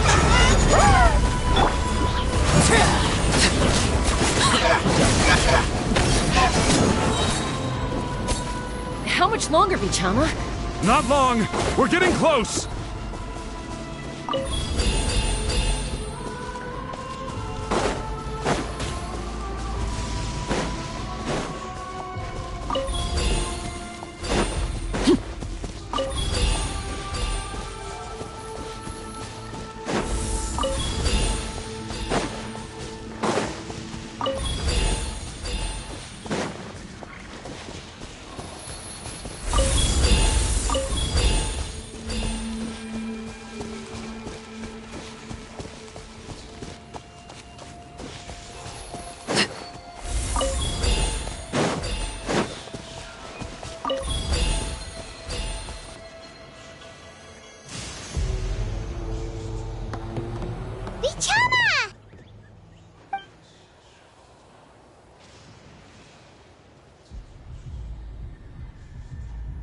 Quick! Take it!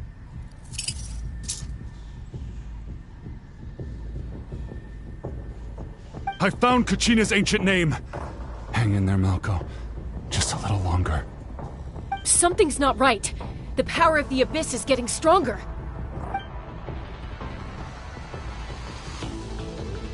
The Abyss is corroding his body. Vichama, you can't keep going. You'll die. I should have died 5 years ago.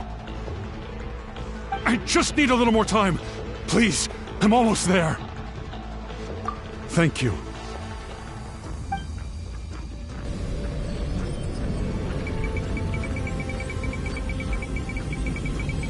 Whoa, watch out! The power of the Abyss is strong.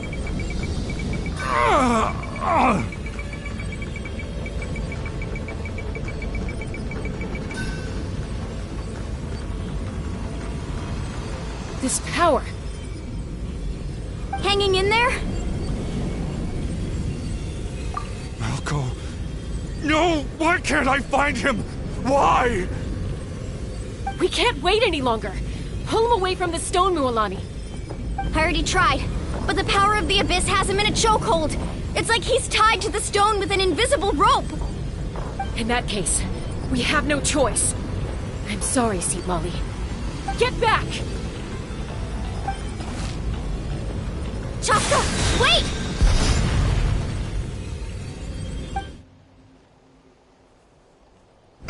Ouch! What happened just now? It looked like the Spirit Speaker's stone was... The stone's power was spiraling out of control. The only way to stop it was to destroy it. You were all caught in the shockwave of the explosion. You might feel dizzy for a while, but that's normal. Give us a heads up next time, will you? You're lucky we managed to dodge it in time. I thought I said to get back. Yeah, barely a second before you made it go poof. Not everyone has your reflexes, Chaska. We were this close to getting dragged into the explosion. Okay, I'll be more careful next time. At least Kachina's ancient name is still in one piece. Wait, where's Vichama? Vichama! Vichama! I couldn't find Malko's ancient name. It must be completely gone by now. Once your ancient name disappears, there's no coming back. From the very beginning, I knew there was a slim chance, but still. And now... it's too late to save him. From the minute he left that day, it was already too late. Vichama. I'm sure he's heard enough condolences over the years. Let's just give him some space. Huh? What's that in your hands, Vichama?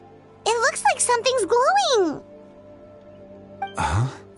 This is...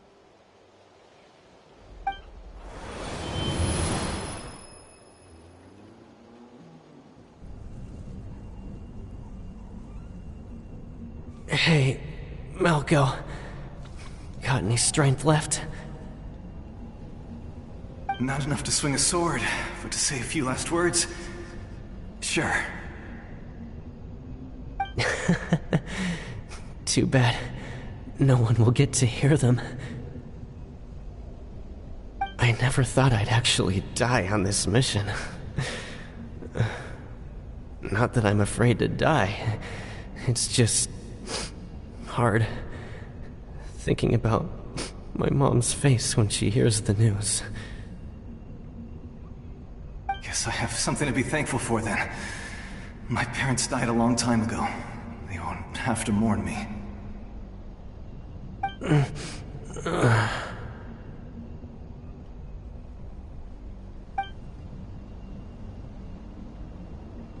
Pisak!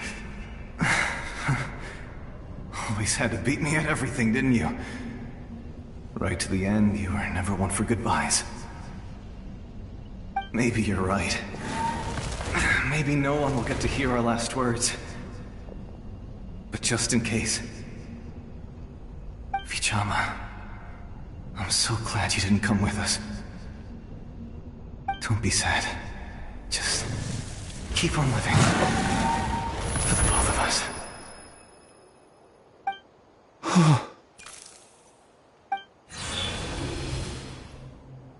Was that a memory? Seems like we were able to salvage something after all.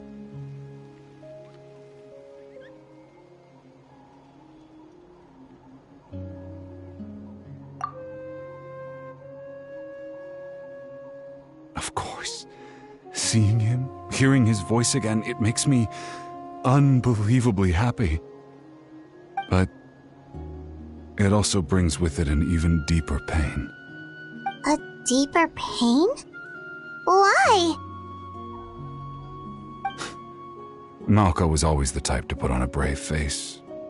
But in that memory just now, his hands were shaking, and his smile was forced. For all these years, I regretted not being able to fight alongside him to the end. And now I know, at the end of his life, he was thinking the same thing. Vichama! I'm fine. Actually, I heard Chief Wyna wasn't really on board with your plan to go to the Night Kingdom. When you asked for my help, I hesitated too. I knew helping you find your friend's ancient name meant leading you one step closer to danger. But I also understood why you had to try. Everyone has regrets in life, but not everyone gets the chance to make up for them. Once allowed to fester, guilt strips us of our most valuable qualities as warriors. In that sense, we might as well choose the braver path from the very beginning.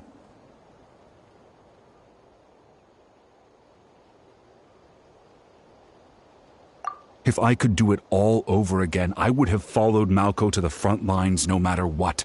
Even with an injured leg, there were still things I could have done. That way, even if the outcome stayed the same, I still would have fought alongside him to the end. There are critical junctures in life, and if you don't seize the chance to act, there's no going back. That's something I had to learn in hindsight. But you're still at the crossroads of your journey, so I hope you can walk away without regrets. Thank you, Vichama. I feel even more determined now. Kachina will come back to us. I'll make sure of it. I promised I would find her, and I intend to keep that promise. That's good to hear. Strange. My body, it's... Once abyssal corrosion enters the body, a portion will fuse itself to your internal organs. Even though the Traveler possesses powers of purification, the corrosion can never be fully eradicated. Thanks to him, though, you were only briefly exposed. Slowing your breathing and controlling your emotions should help you keep the symptoms in check.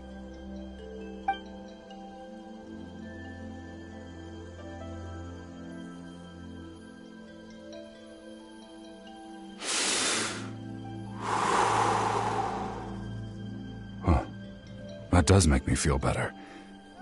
You seem very knowledgeable about all this. Just speaking from experience, that's all. Anyway, we've recovered Kachina's ancient name, so we're off to a great start. Let's get Vichama back to his tribe and tell Wyna the good news. Oh, and apologize for destroying the Spirit Speaker Stone. We had no choice, though, so he'll probably understand. Right?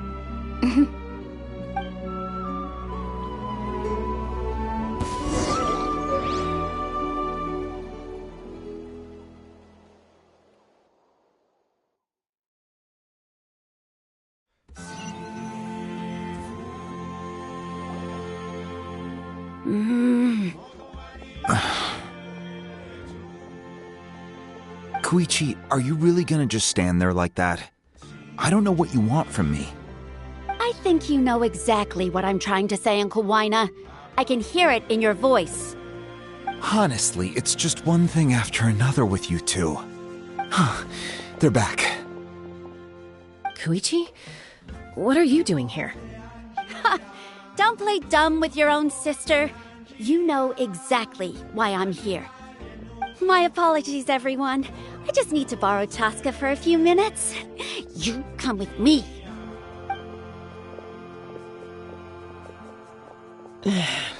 I'll be just a moment.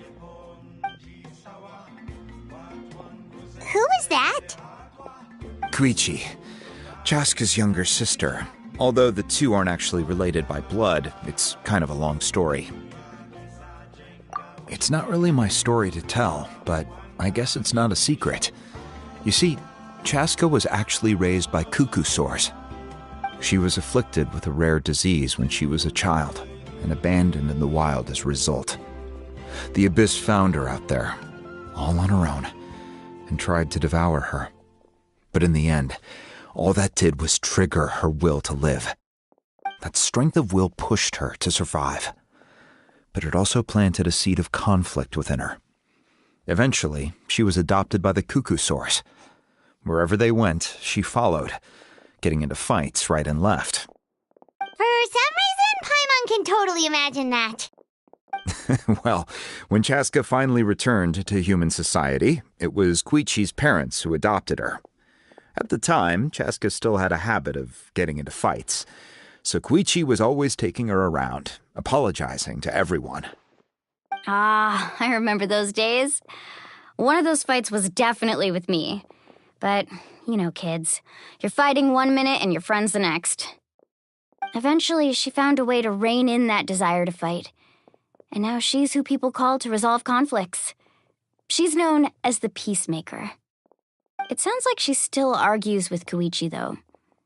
Don't siblings usually stop fighting when they get older? That's partly my fault. Koichi asked me to stop Chaska from doing anything dangerous, but you probably know by now, once Chaska makes up her mind, there's no changing it. Oh, I get it. No wonder you tried to talk us out of going to the Night Kingdom. Chaska even said that wasn't like you. I'm all for your adventure.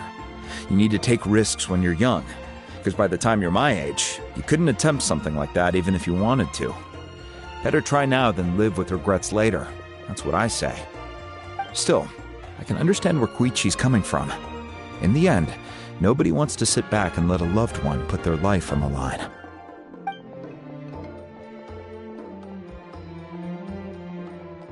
All right, it's just the two of us now. You have 1 minute to explain yourself. I don't have anything to say. You don't have to approve, but you should know I only do what's necessary. That attitude is exactly the problem. It's like you don't care. You try to sneak off to the Night Kingdom behind my back and then play it down as if it's just a trip abroad. Well, technically I am going abroad, right? Again with the excuses! We agreed, didn't we? There are 4 levels of danger. If it's not something urgent, you can only engage in level 2 danger and below. You can only go up to level 3 if a situation is so dire there's absolutely no alternative. But a trip to the Night Kingdom? If that's not a level 4, I don't know what is. And you were just going to sneak into the place without saying anything. What do you mean, sneak into the place? I always planned on walking in there with my head held high. You bought off Uncle Wina, didn't you? He promised me he'd stop you from doing anything dangerous.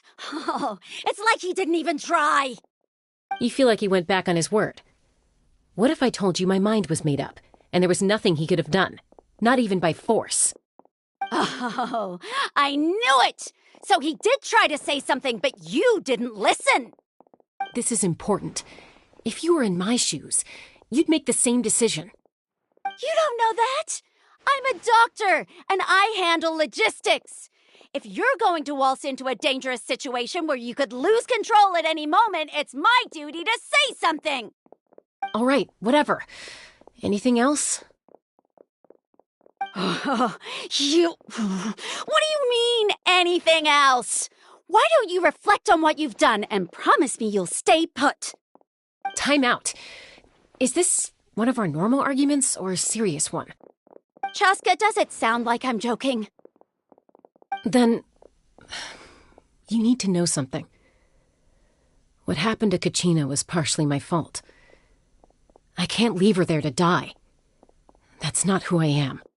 But the person you become when you lose control, that's also not who you are. That's a different issue. You said it yourself. A person is only as good as their morals. If I want to live in Natlan, I need to display qualities that make me worthy of this nation. I've also told you that managing your condition is equally important. Sometimes you have to make sacrifices. All right, let's stop this here. If we keep going, I might actually have to get serious. And I think Wina prefers his roof attached to his house. Is that a threat? That sounds like a threat to me. Koichi! Younger sisters are supposed to listen to their elders. So, you're really going to go, no matter what I say? I'm supposed to be your sister. Then support me. I'll be back. All you have to do is wait. Chaska. So, that's it. Why'd you have to turn out to be so darn annoying?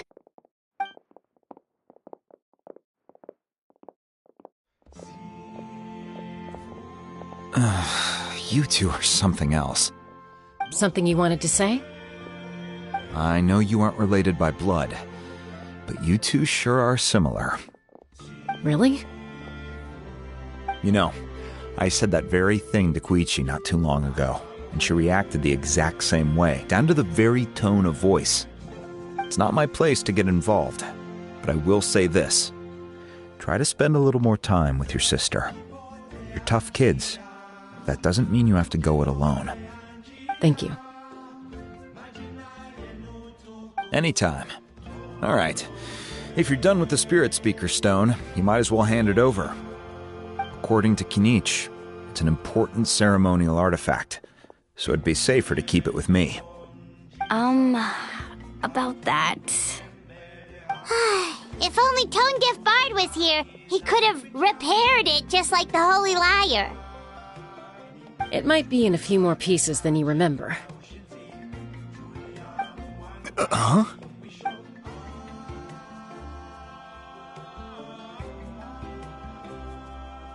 I see. Sounds like it was an urgent situation. If someone's life was on the line, then you had no choice. Still, Citlali's going to be a nightmare to deal with now that you've broken her stuff. I'll explain everything to her later. Stay safe out there in the Night Kingdom, okay? I'll wait here for your safe return.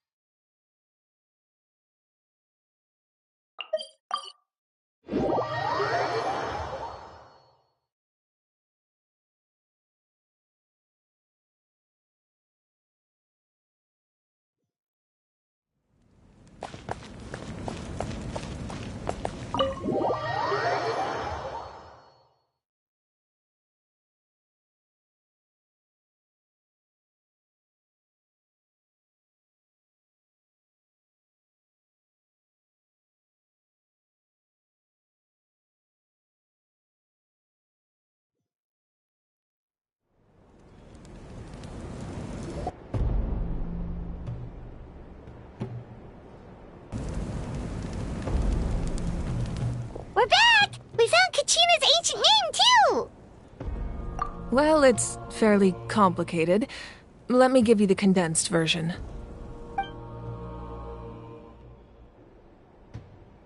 The Fatui again? We can't go anywhere without them causing trouble. But what if the Fatui finds out you've lost your power? Won't they try to take advantage of the situation? That's why it has to be our little secret. No one else can know, or we're asking for trouble. Look, I wish I could offer you some sort of consolation, but I won't lie to you.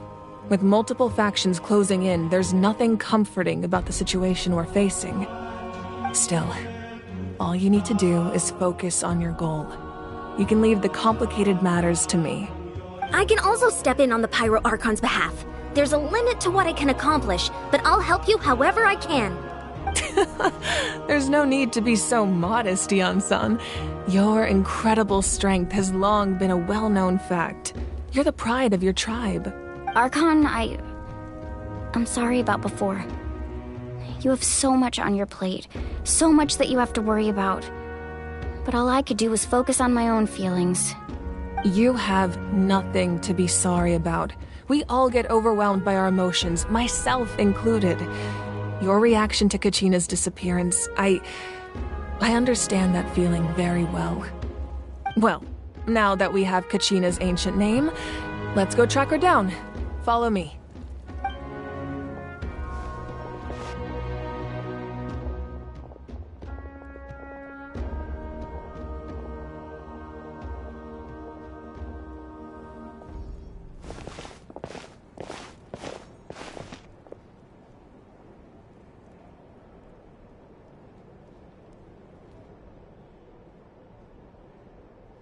What is this place? Hey, isn't that Atea's talisman? Good eye. This is where I store all the various mementos I've collected. Whoa. I've never seen this place before. There's so many things in here. It looks like there are items from every tribe. Collecting them must have taken a lot of effort. I suppose you could think of it as a hobby of sorts. In Natlan, everyone grows up listening to the stories of heroes. And physical items do a far better job of preserving those stories than our own memory.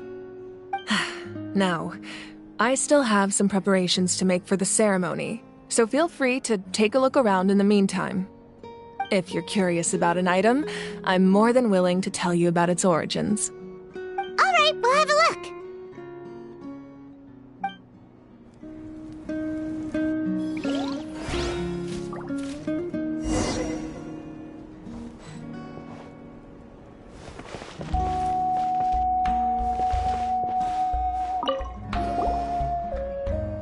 Hey, there's a fishing rod here. It must have belonged to the people of the springs. That's right. It belongs to a legendary fisherman named Matavaru. I have his entire set of fishing equipment, actually. He and I met in a tavern. He told me about a particular kind of giant fish and his meticulous plan to catch it. In his eyes, I saw a hunger and a strong fighting spirit. To him, the sea was the battlefield upon which he staked his honor. So, did he do it? The next time I saw him, he was covered in scars. It turned out the fish he sought had been corroded by the abyss. He managed to kill the fish, but sustained a serious injury in the process, which meant he could never go deep-sea fishing again. Can a fisherman claim victory if he fails to bring back his catch? That's what he asked me in the end. Well, Paimon thinks he won. That was my answer as well. The experience was far more valuable than the prize itself. In the end, he didn't want his tools to go to waste, so he gave them to me. Wait, that means you also know how to fish. Maybe we can go head-to-head sometime.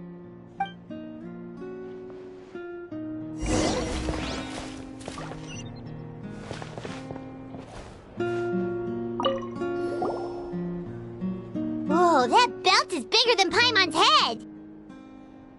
The Collective of Plenty are known for their bodybuilding competitions and contests of strength. This belt is a symbol of great honor within the tribe. The association with strength might also have been the reason the original belt was extremely heavy. It was difficult for even two people to lift. And even if a warrior had the strength to put it on, wearing it for any length of time would still leave them gasping for breath. Sounds like it. So the owner of the original belt, Kitera, commissioned a craftsman to make a copy identical in appearance but far lighter in weight. That is the belt you see before you. He would often wear this version when training in order to protect his waist. Or he made a lighter version so he could wear it all the time and show it off.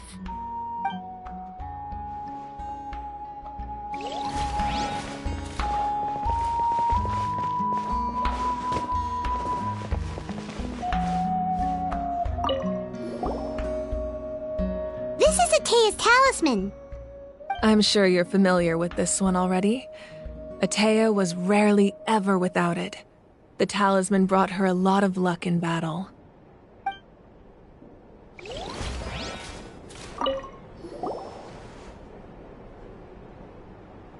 the powder still needs some time to settle. So let's wait a little longer. Well, what do you think of my collection? Do you feel like you have a better understanding of Natlan's culture now? Yeah! If each item represents a different story, seems like Natlan's really been through a lot. Does every item hold a special memory, just like Atea's talisman? That's right. The items in my collection actually serve a similar purpose to the ancient names passed down among the tribes. They demonstrate the true shape of time. The shape of time? Most people perceive time as a linear concept, almost like a straight line that can only move forward. We cannot change the past or predict the future. But there's also a different theory, one that I believe to be closer to the truth. Namely, that the past, present, and future all exist at once. At once? Paimon's not sure she understands. Let's say your journey ended right now. Thinking back on your experience in each nation, which one would you say was the most important? Exactly. Even at the end of your journey, the things you experienced along the way don't cease to exist. They become part of who you are. Take out a portion of that journey, and you would likely make very different decisions, and eventually arrive at a very different destination. The future is the same way. It exists even though it has yet to come to pass.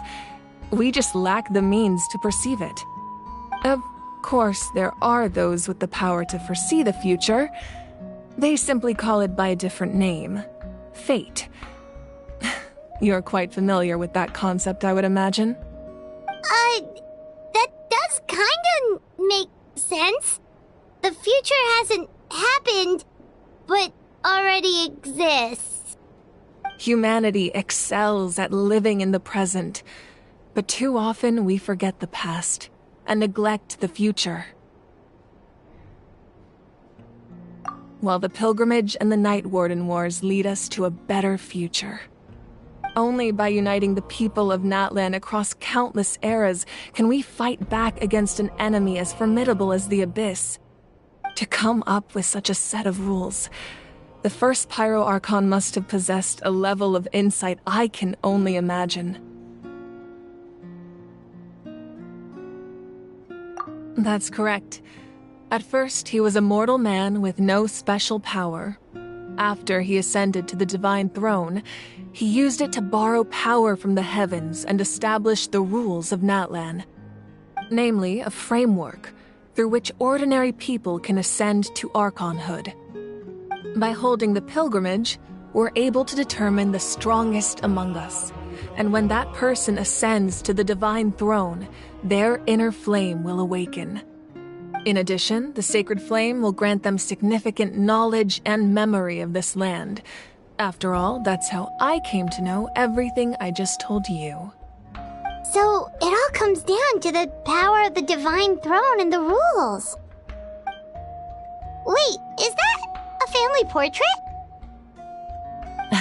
Yes, that's my mother, father, younger sister, and the little saurians we raised.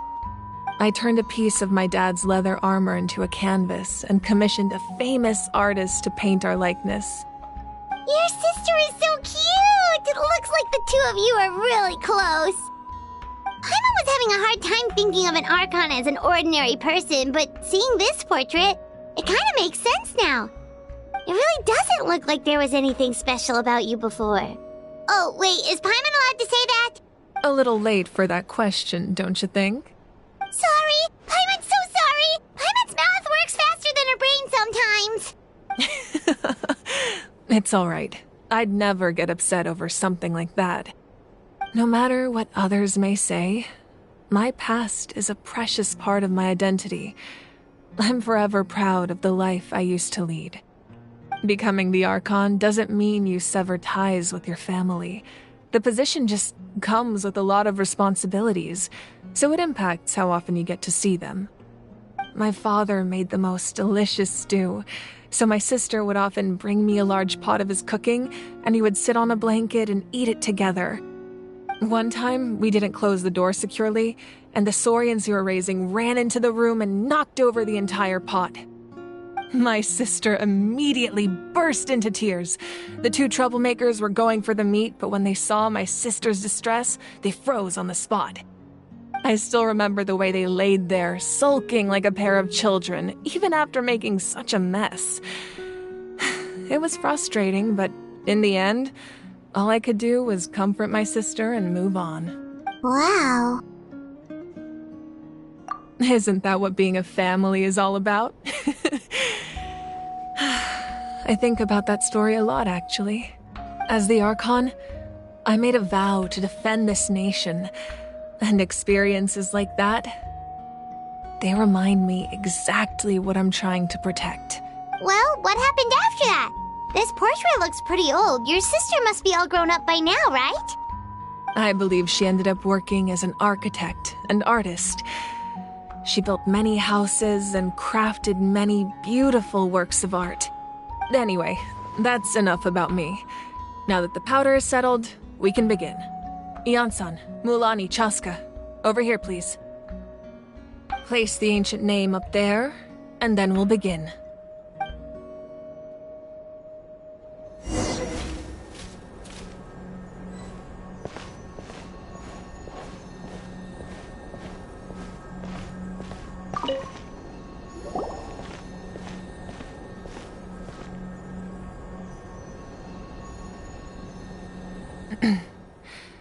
Surely as the echoes of life resound through heaven and earth, so too shall our stories remain eternal.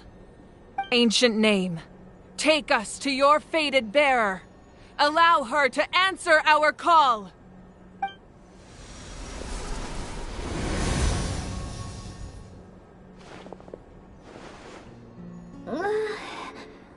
Am I hallucinating again? Kachina, are you okay? Huh? I'm not seeing things, am I? Is the Abyss playing tricks on me again? It's okay, Kachina. It's just us. We're trying to find a way to bring you back. Everyone, you have to listen to me. I've been investigating the Night Kingdom this entire time, and I figured out what's wrong. The Wyup is being affected by the Abyss! I was waiting for the Wyup to send me back, but then this really strong monster came in and it almost killed me. The Wyup saved me, even though its power is weakening, so I've been hiding from the monsters while trying to find a way to help. The Night Kingdom has become a huge mess, though. I keep hearing these awful sounds and seeing really horrible things. Don't listen to those sounds, Kachina. The Abyss is trying to strip you of your sanity. All you need to do is stay safe and wait for us. We'll be there shortly. It's okay. I feel so much better now that I've had the chance to talk to you guys. You don't need to worry about me. I've never been strong or special at all, really. So I don't blame anyone for forgetting about me or leaving me behind. Just knowing you care is more than enough. I'll find a way back. You don't have to put yourselves in danger to come rescue me. You're always like this, Kachina. Now's not the time to act tough. We're coming for you, and that's final. I don't know what lies the Abyss has been feeding you, but I'll tell you something right now. Nobody here sees you as a burden. You're a victor of the Night Warden Wars, a hero of Natlan. All you need to do is wait for us to rescue you, and you'll get all the applause and recognition you deserve.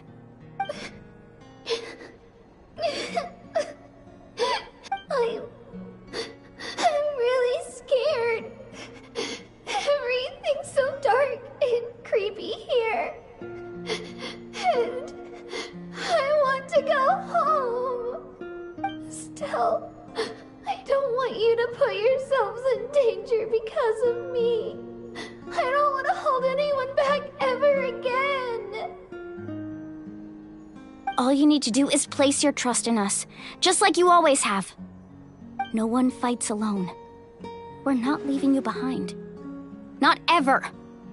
Yeah, we're so close, we can't call it quits now!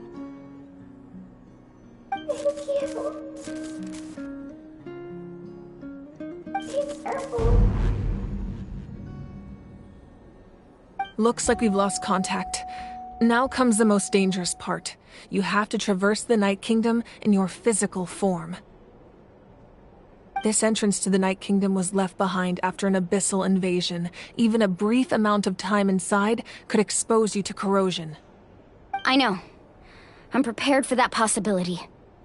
All right. Then I wish you all the best. I'll tell Koichi to be ready just in case. She's very experienced in dealing with abyssal corruption. That face you just made. Don't tell me you two got into another argument. No, I just feel bad for creating more work for her. I'll go with them too, Archon. The more people, the stronger the party. Thank you so much for your help, everyone. It really means a lot that you're willing to brave these dangers with me. There's no time to lose, so let's get going. Now that I've lost my power, I won't be able to provide much practical support. But I can still keep an eye on the situation from here. Eon-san, I know it's unlikely, but if you encounter a situation you can't handle... That won't happen. I hope not.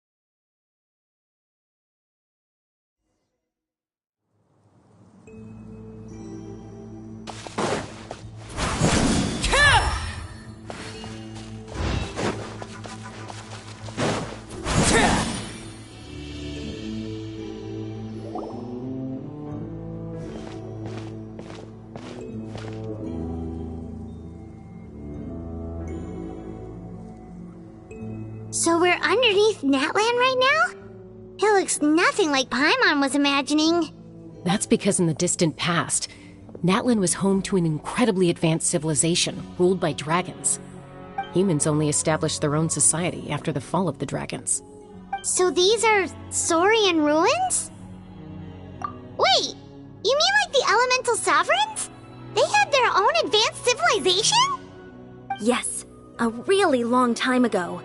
Very few records have survived until now, so no one really knows what the devices here are for. These ruins have been abandoned for a long time, but with the recent increase in Abyss activity, the installations around here have somehow been activated again. So what you're saying is, we're not in for an easy trip to the Night Kingdom. No. It's going to be obstacle after obstacle from here on out. Why are you all laughing like that? It's creeping Paimon out. It's the pre-adventure excitement kicking in, right guys?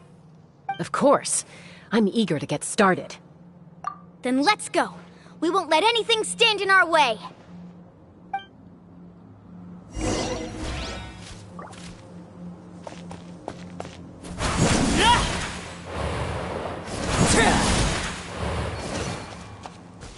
Seems like the road ends here. How should we get across? As a professional trainer, I think you could stand to build up your endurance, Paimon. Professional trainer? Paimon thought you were a warrior from the Collective of Planning. Well, that goes without saying. But I actually work as a sports coach. I provide professional guidance for many of Natlan's popular sports. And I don't just mean physical training. I design nutrition plans as well. Ah, so basically no sugar, no soft drinks, no grilled meat. Yeah, we'll be here all day if you list them out one by one. It's much faster to just focus on what's good for you. Such as? Vegetable juice. Want some? You know, Ian-san, Paimon feels like the two of us might not see eye to eye. Those guys look familiar. We've fought them before. Let's go. Show no mercy.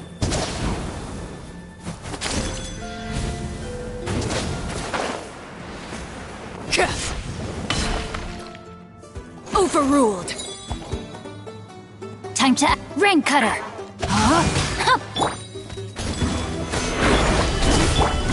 Nice and spicy. This is where you fall. Laid bare. I will have order.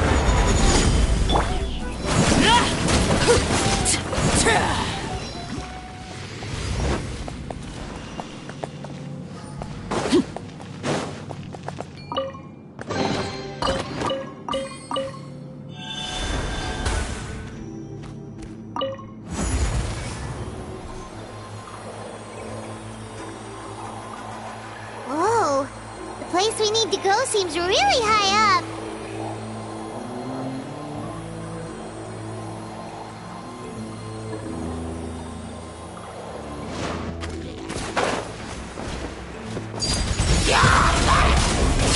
Rain outlines your fate. Let me weave you a verse.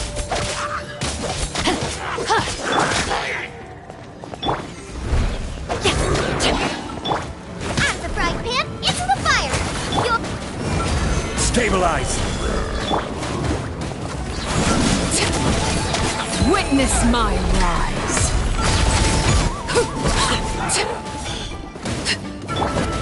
Know my sword. Witness the power of Guwa.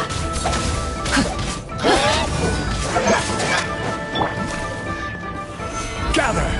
This is order.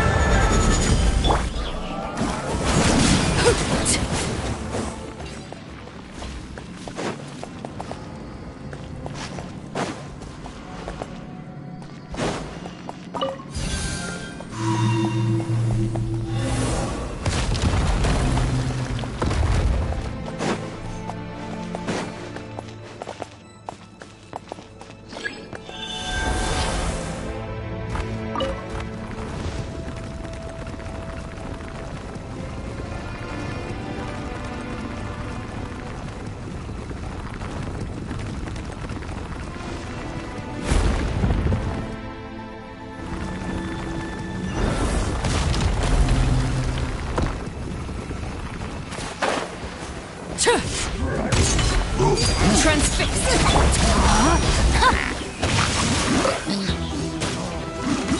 Rain cutter. Booba, get them!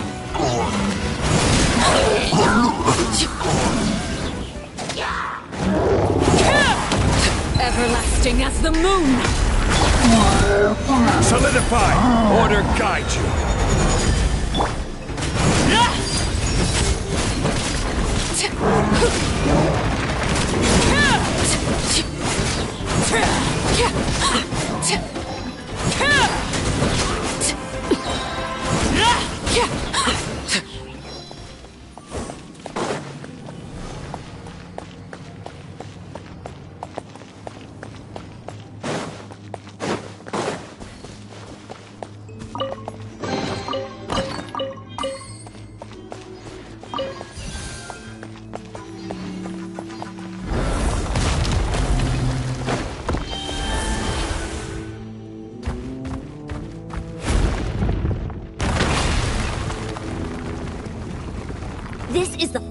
stretch. We just need to climb up, and we'll be there.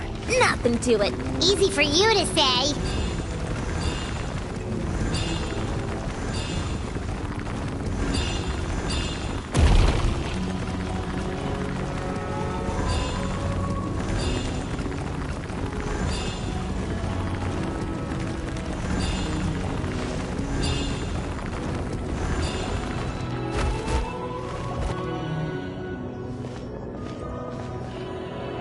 This must be the entrance the Pyro Archon told us about.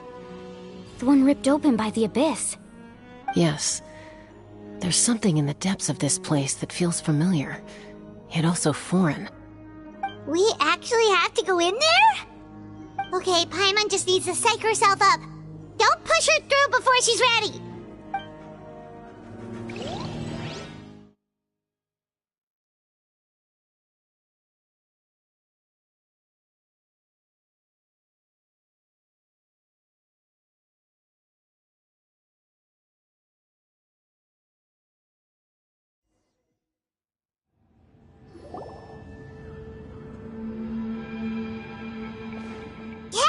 You don't have to drag Paimon! You're pulling too hard! Looks like we made it. This is the Night Kingdom. Huh. It looks so different from what I imagined in the stories. That overflow of energy is probably what trapped Kachina here in the first place. From this point forward, everything we know about the real world no longer applies. Anything can happen here. Paimon's more worried about how we're gonna make it out. We obviously can't go back the way we came. Do you see that patch of light on the ground? It's shining down from that fissure in the sky. Oh yeah, right in front of us. So that's coming from up there? Oh, it's so high up. Did we really fall that far down? Just like I said, our real-world knowledge doesn't apply here. We fell all this way, yet came out completely unscathed. If this was the real world, we'd have to climb our way back up to the entrance. But here, all we have to do is stand underneath the light and offer a prayer. That's it? Right. We still got a job to do. So that means all we need to do is find Kachina and bring her to this location. Exactly. This light is streaming in from the real world. It's a link between the two realms. The terrain looks difficult to navigate, and the visibility's not great either. How are we supposed to find Kachina in these conditions? Yeah, these floating black things don't look super friendly either. Those are all manifestations of abyssal power. Be careful. Ghost! A talking ghost! Calm down, I'm here to help. You're the ones who helped Vichama, right? Yes, I'm Vichama's friend, Malko. I was completely lost to this realm until I sensed a mysterious power calling out to me. It's like it was seeking me out, attempting to reassemble the pieces of who I used to be. Of course, it could only do so much. I'm sorry I can only appear before you in this imperfect form. No, we should be the ones apologizing. If the Spirit Speaker Stone hadn't become corrupted by the Abyss, we could have done much more. But we had to destroy it. Otherwise, Vichama and his tribe would have been in danger. Of course. Thank you for protecting him. I never imagined that, even after all these years, he'd still take such a risk for me. Under the power of the stone, it felt like our souls were connected. Turns out even our regrets were exactly the same. Whether in triumph or death, you want your best friend by your side. Exactly. That may not be in the cards for us, but it's not too late for you. You're looking for a young girl from the Children of Echoes, right? She's being chased by an embodiment of abyssal power. I'd like to help her while I'm still in this form, so follow me. Be careful. This place has been severely corroded by the Abyss. Paimon didn't realize it had gotten this bad.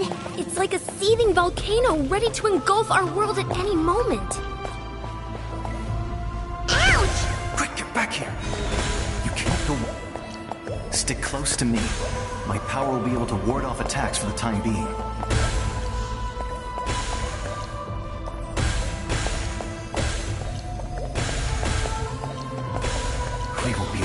this up. Let's try another route. This way.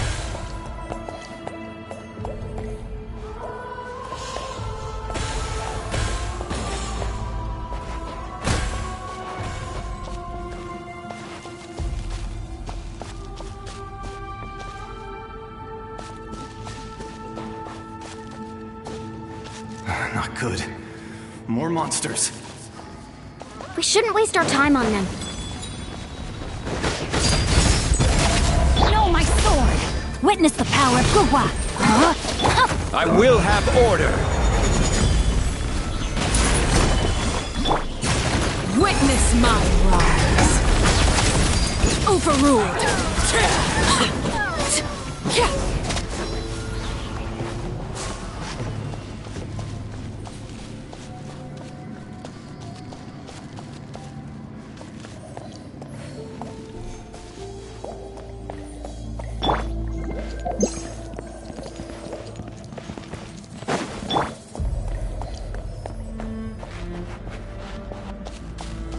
Oh, Paimon can't see anything! It's easy to get lost here. Just stick close.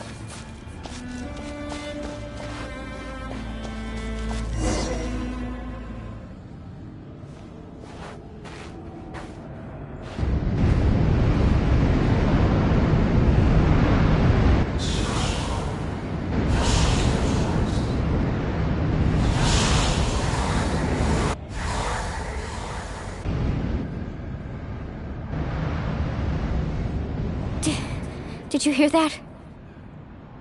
What? Never mind. It was probably just my imagination. Don't scare Paimon like that! I heard it too. It was a voice from the abyss. What did it say? Doesn't matter. It certainly doesn't harbor good intentions.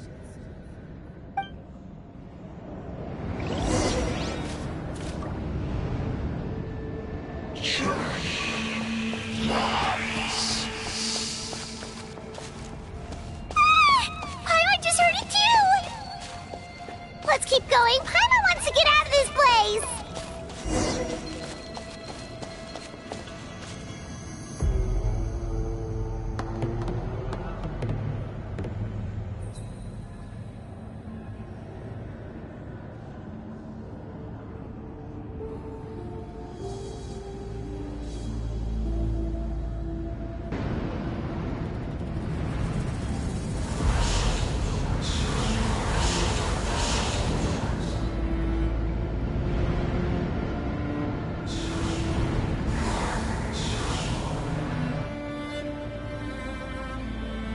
We're here, Kachina! Oh, honey? You made it! Looks like our reunion will have to wait until we take care of these monsters. Good idea. Let's go!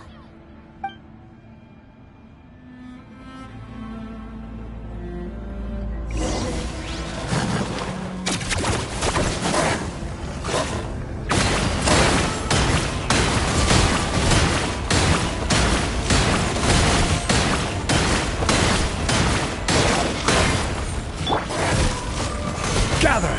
This is order! Eat this! Shockwave! Change of plans. No, my sword!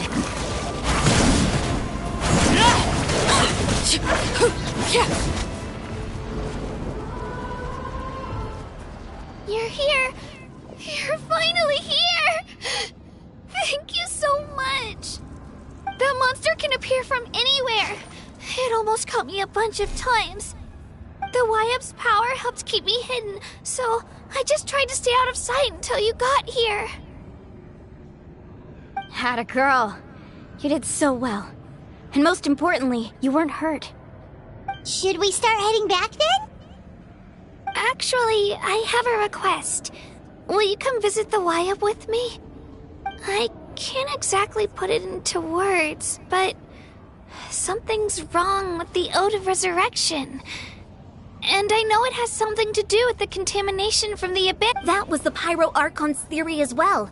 Everything we've seen here certainly seems to back it up. In the Night Kingdom, there are 6 main totem poles representing the Wayab of each tribe. You can think of them like the body of each Wayab. Additional totem poles, like the ones around here, serve as proxies to which the Wayab can extend their consciousness. There are countless proxies scattered around the Night Kingdom. Through them, the Wayab can extend their consciousness over the entire realm and track down souls no matter where they roam. But if a proxy were to become severely contaminated, then a soul could become lost within the Night Kingdom. Judging by the current situation, I don't think we're dealing with just one contaminated proxy. Even if we could drive back the abyssal power from one of them, that probably wouldn't even put a dent in the problem. Still, we can't just leave the Wayab to suffer. It's protected me this whole time. I agree.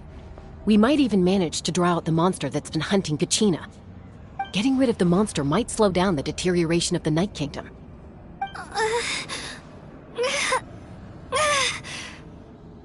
Kachina? What's wrong? Nothing. Just a headache. And that voice again, telling me to abandon the Wayab and leave this place.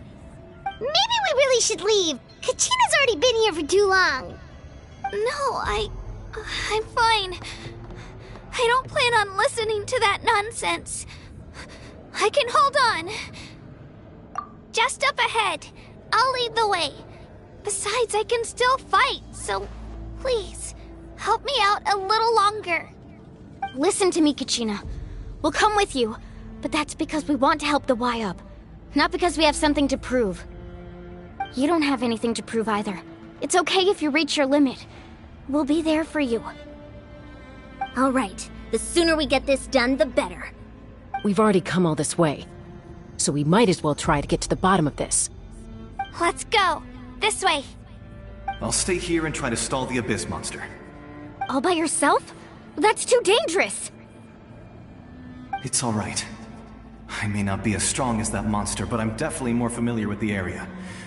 Besides, I don't have much time left. If you're anything like my friend, I'm sure you're not particularly fond of goodbyes. So go. Achieve your goal, and return to the world where you belong. Thank you for everything.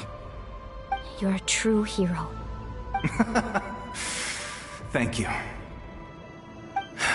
No one fights alone.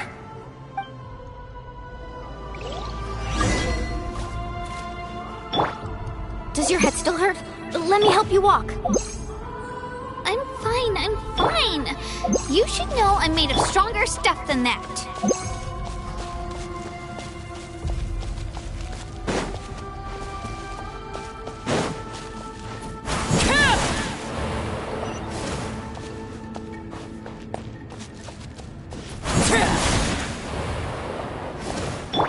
Rain outlines your fate.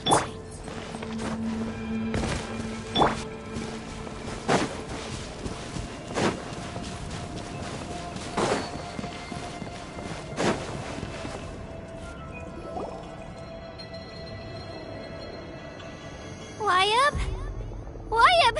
I'm back! My friends and I are here to heal you. Wayab, can you hear me? Wayab?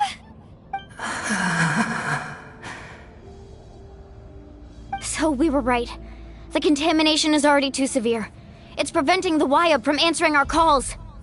Alright, get ready everyone. Time to purge the abyssal energy from this place.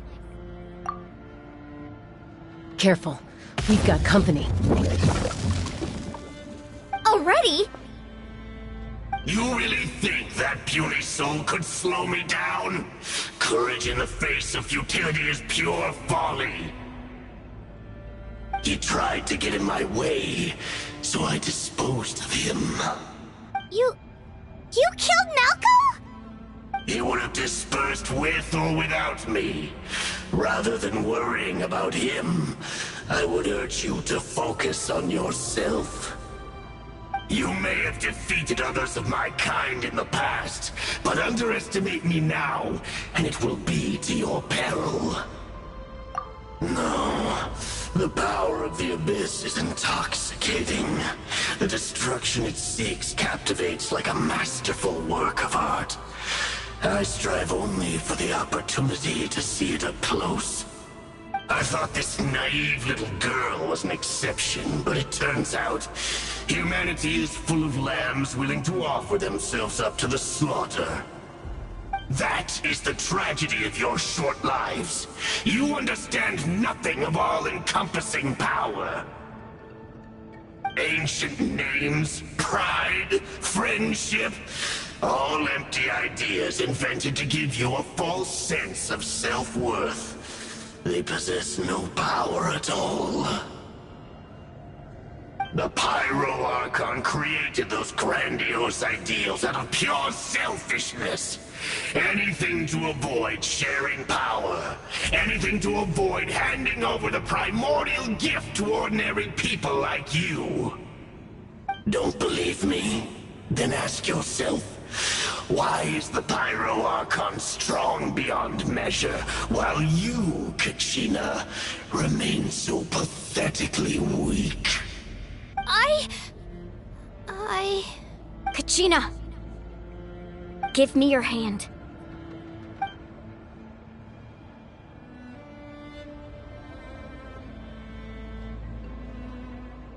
Feel that? I'm right here next to you. Thanks, Moalani. You're right. I have nothing to fear. Because I'm not alone anymore. You're right. Maybe comforting ideals don't have any power. But you also couldn't be more wrong. You've never had to work for your own strength, so you will never understand the true source of our power. What? The courage we have to stand before you and not back down? It comes from our friendship. The power lies not in the ideal itself, but in our commitment to upholding that ideal, and in our decision to stand together and fight! Well said! Let's go, Kachina. It shouldn't take more than 2 of us to handle an enemy like this. Sorry in advance, but you deserve what's coming to you! There aren't many in Natlan who can beat us when we're together. It's time he got a taste of that kind of power.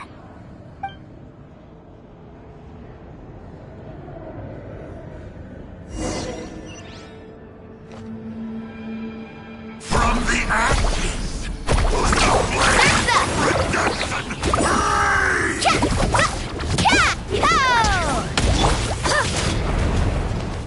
Spin to win!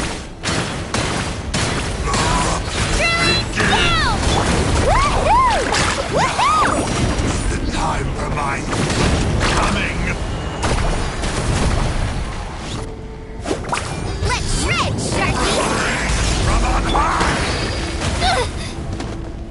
Shockwave!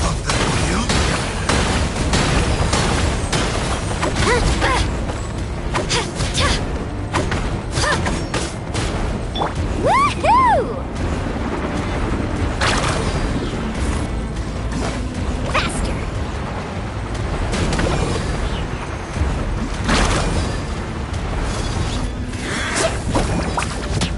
Let the flames of redemption Spin to win! Get back! Yeah! Carving waves! Amazing! Catch an epic wave!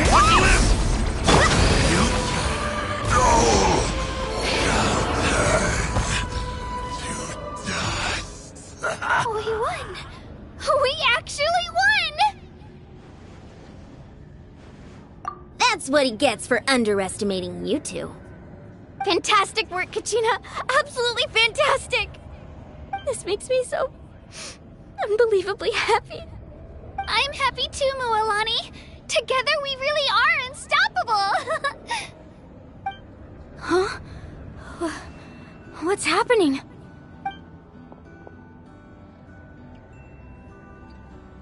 My ancient name is glowing? But I thought I didn't bring it with me. It's probably a projection from the real world. But that doesn't explain why it's glowing all of a sudden. Wait, does that mean you're...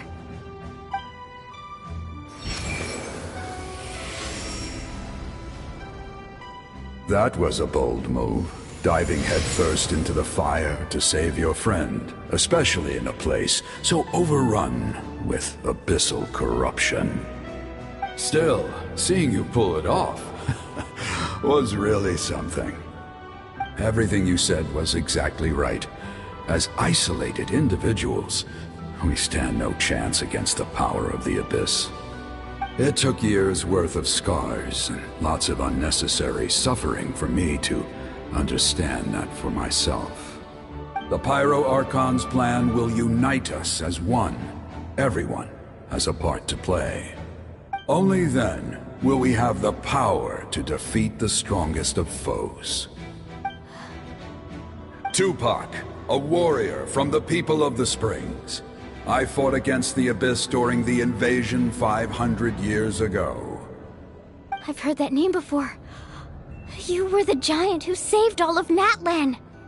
Since you were able to awaken my words from your ancient name, that means you have fully embodied the aspirations of the Wayub. Under the name Umoja, you shall unite the tribes and save Natlan from its impending doom. Me? As long as blood still runs through your veins, even the tiniest spark of steel against stone can ignite a flame. Its blaze will become one with our vision for Natlan. Even amid everlasting darkness, our bonds remain eternal.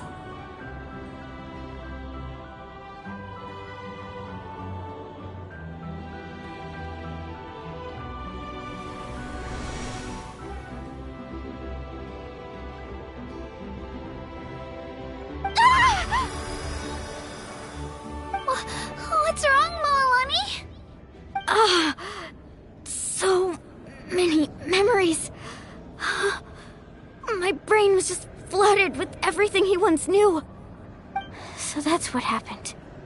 What do you mean? Did you just figure something out? 500 years ago, they foresaw the very crisis we're facing now. Efforts to save Natlan started all the way back then. We can go over the details once we get back. We shouldn't linger here longer than we have to. I know bits and pieces, but I had no idea Mualani was also part of the plan. This sounds like something that's going to need a lot of explaining. Let's focus on saving the Wayub first.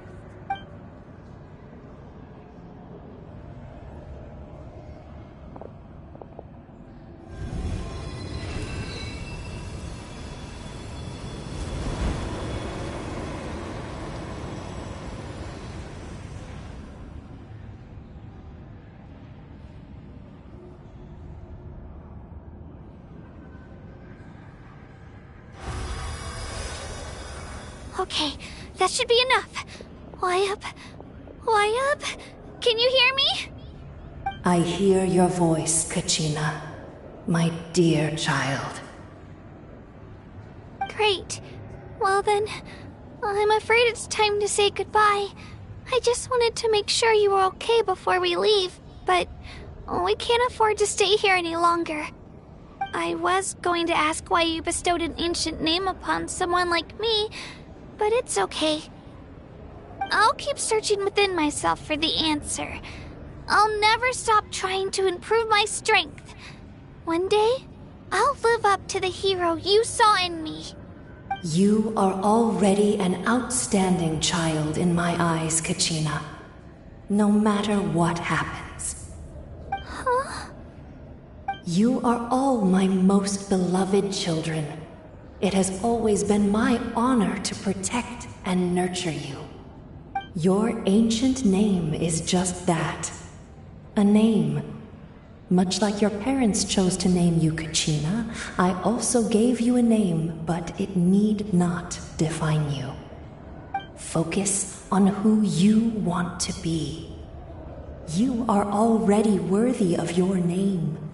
Now, you need only devote yourself to becoming a better you.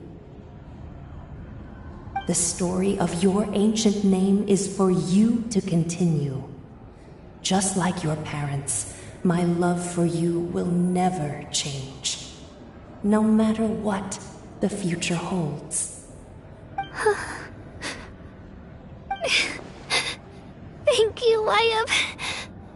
It gladdens me to see the Pyro Archon's plan move another step towards completion. But it is time for you to leave this place. The situation here is getting worse. Go now, my children. Save Natlan on behalf of all you hold dear. I know we've never met before, Wyab, but I just wanted to say thank you for encouraging Kachina. It was exactly what she needed to hear. Whoa! What's going on? An earthquake? We're out of time. It's the power of the Abyss. Quick, we need to run!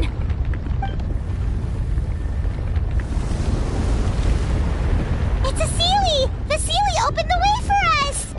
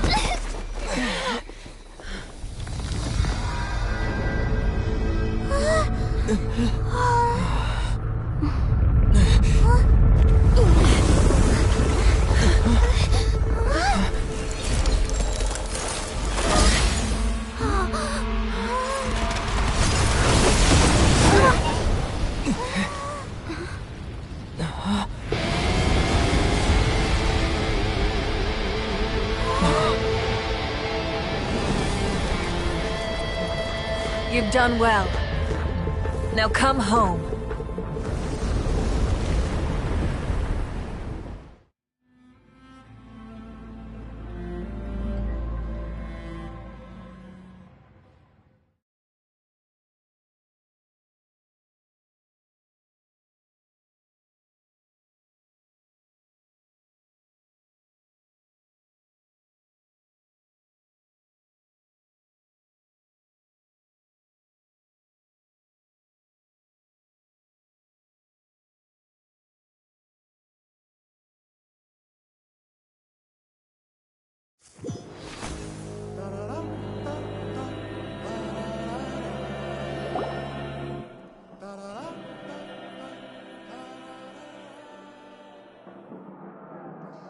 We're back! The Pyro Archon saved us. But she's not here. Yeah, didn't she say she used it all up? She's still in the Speaker's Chamber. What we saw in the Night Kingdom was just her consciousness. So you're saying her consciousness did all that?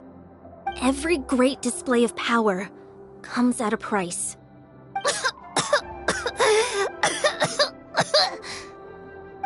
You must feel terrible, Kachina. Just hold on. We'll get you to a doctor soon. Let's get back to the stadium. The Pyro Archon said she'd have a doctor waiting for us. I recommend getting a full checkup, just to make sure no damage gets left behind.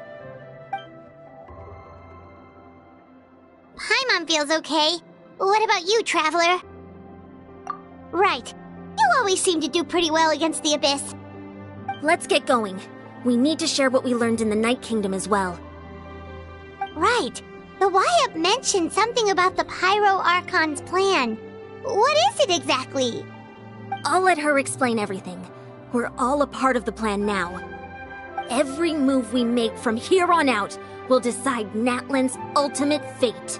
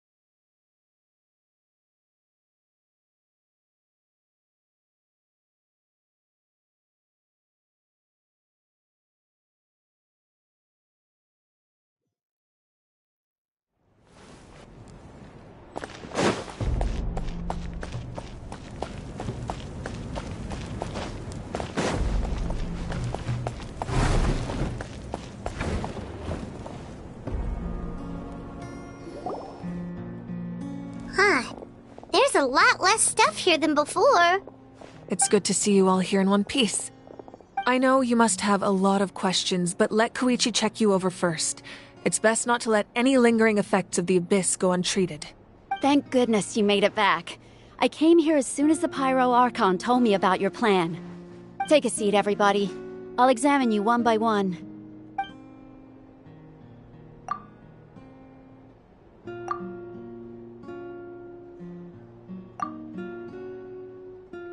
All right, that should do it for now.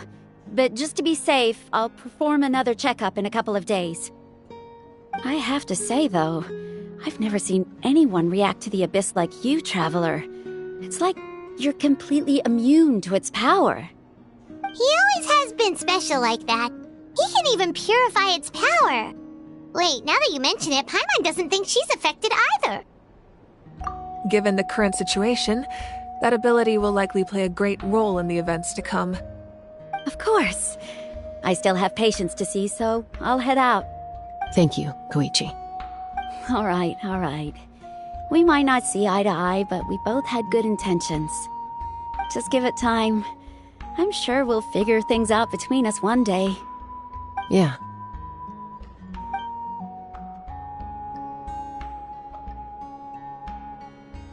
All right. There's so much. I'll get straight to the point.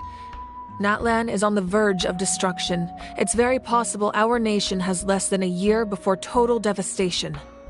Huh? No. That can't be true. That's right. But I've only ever disclosed that fact to the handful of people working with me to save this nation. Our looming destruction is not a recent development, but the inevitable conclusion of the disaster the Abyss initiated 500 years ago.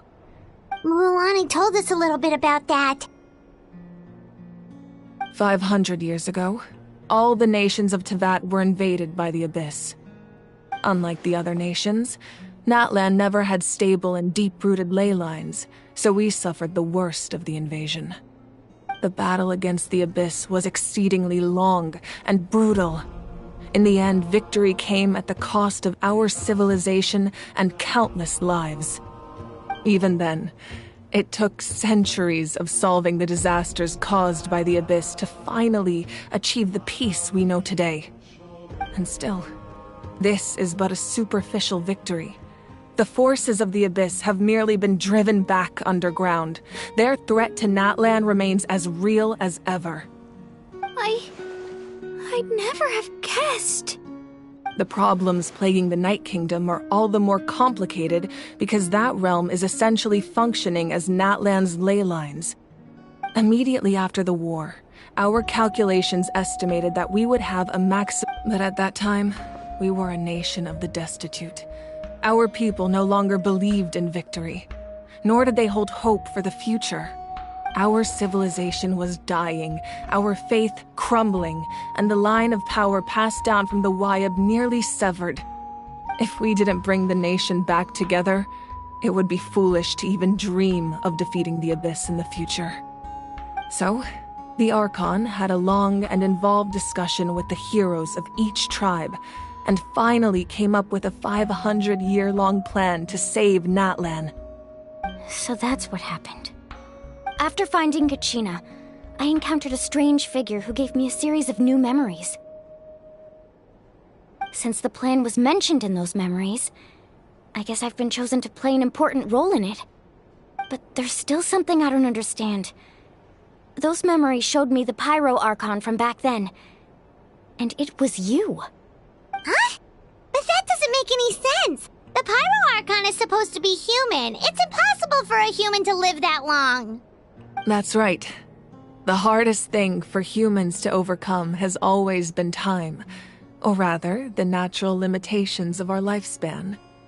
A god can extend a human's life by using a certain amount of divine power, or subjecting them to a curse. But, as we all know, Natlan doesn't have gods like that. We can only rely on our own methods. A human life is like a flame destined to be extinguished. 500 years ago, I placed my life within the sacred flame. Only by dying before my time could I have the chance to wake up again. So, in other words, this is your second life? Yes. We only managed to defeat the Abyss all those years ago because the tribes came together as one. If the Natlan of the future was to have a fighting chance, the Pyro Archons that came after the war had to rebuild the decimated tribes. The goal was to reunite the people and restore the strength of each tribe's Wayab. Once a tribe was back to its full strength, the tribe's Wayab would select a hero, indicating the tribe was once again ready for war. The Chosen would then stand by my side in defense of our nation, just like great heroes of old 500 years ago.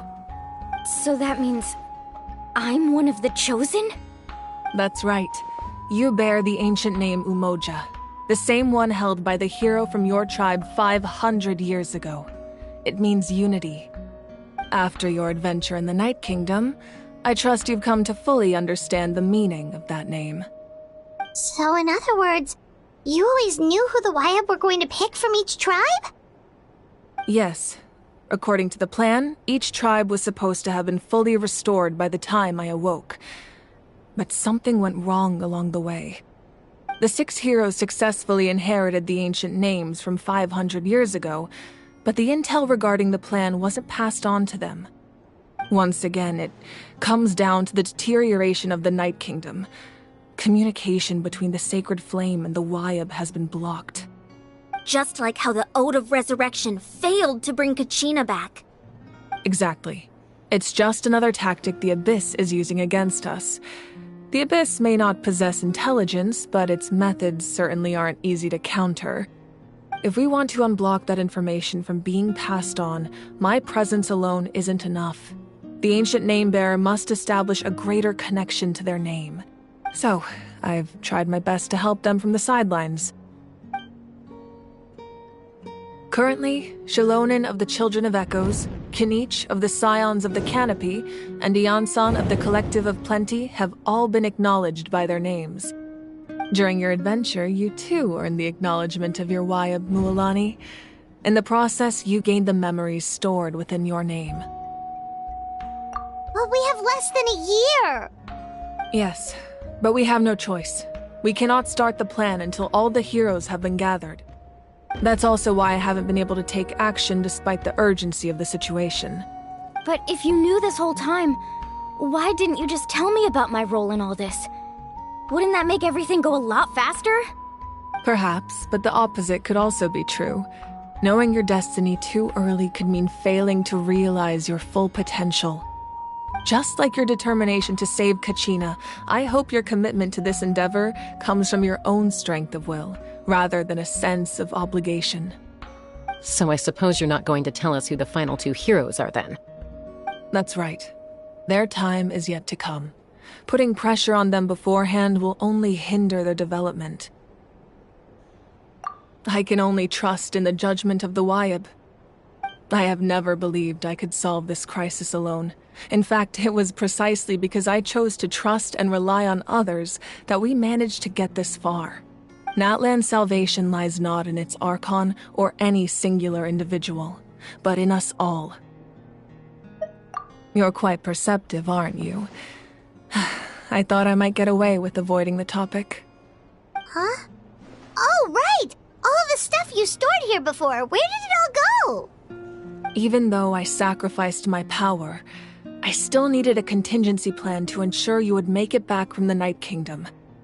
After all, I was the one who allowed you to take that risk, and Mualani has an important role to play in my plan.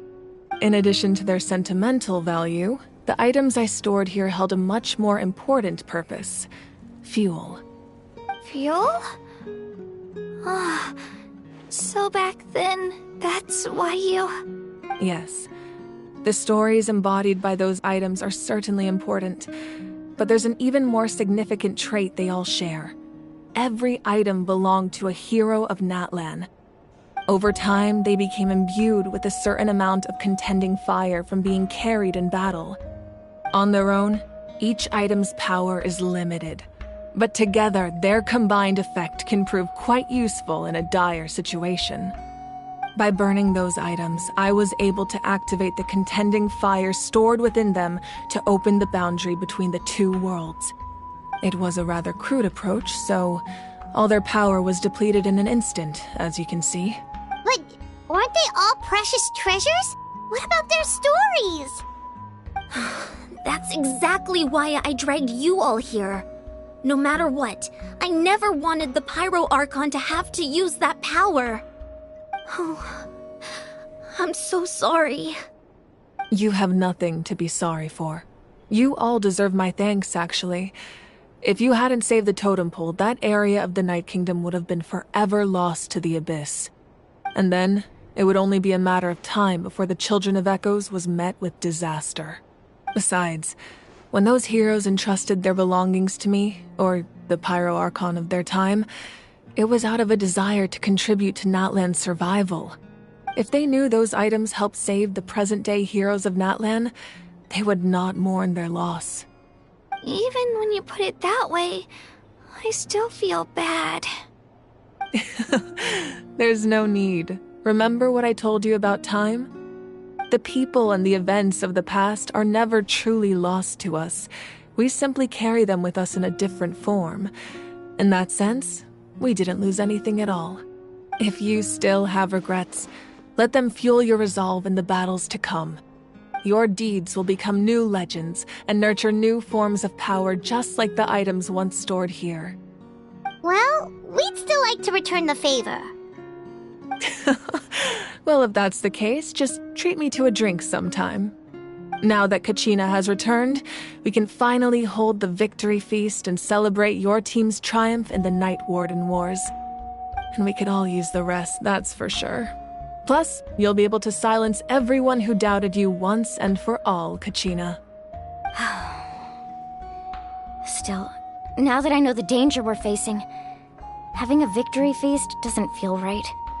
Try not to let it get to you. It's important to stay calm.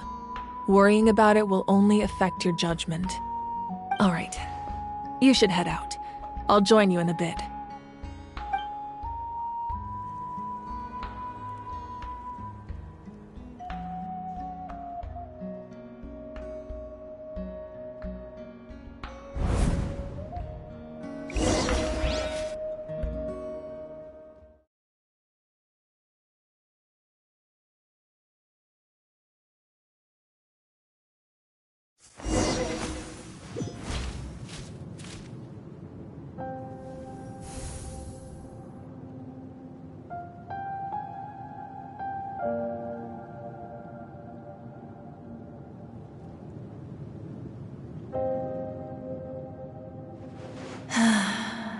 When I was young, I used to sit by the hot springs and listen to the stories of warriors from all over Natlan.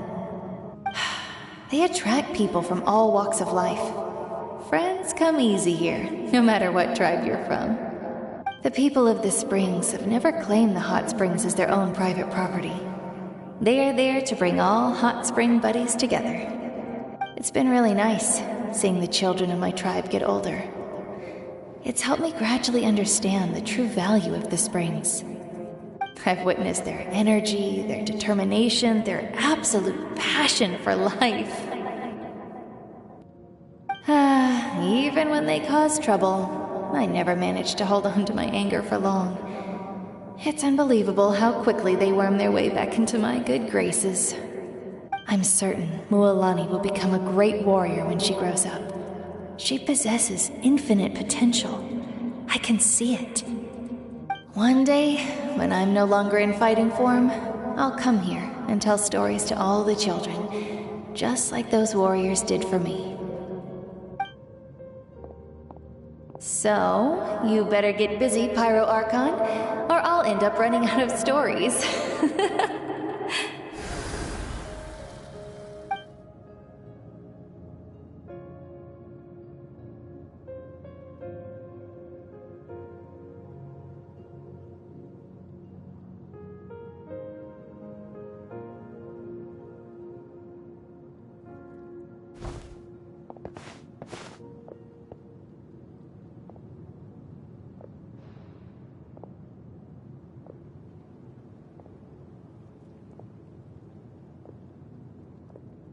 Our nation is engulfed in darkness. Our tribes stand divided, and yet you promise victory in the distant future.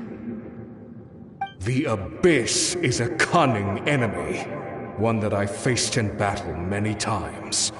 Were that not the case, I would never understand exercising this degree of caution. My rage will never know absolution, and my power will no longer aid you in victory. But you came to me because you knew you could convince me with just a single sentence. I understand your choice. The heroes of today will forge the path ahead with blood and fire. Just remember to earn us the victory we are owed. Otherwise, rest assured, I'll find a way to collect the debt. For Natlan.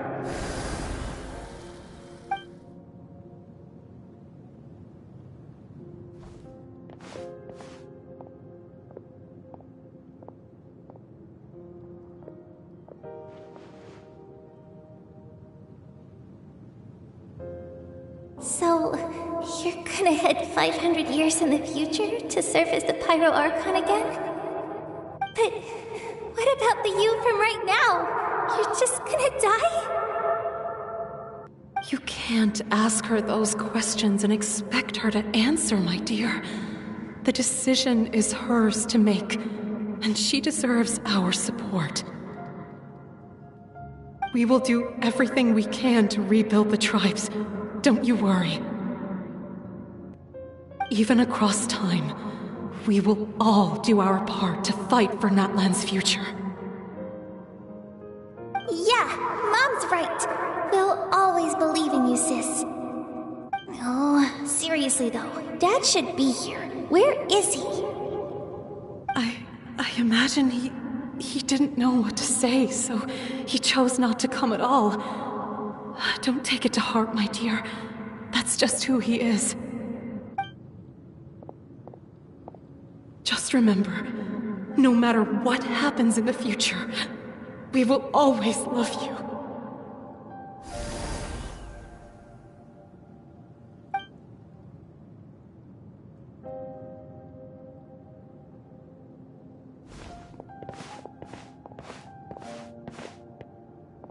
I'll come find you one day.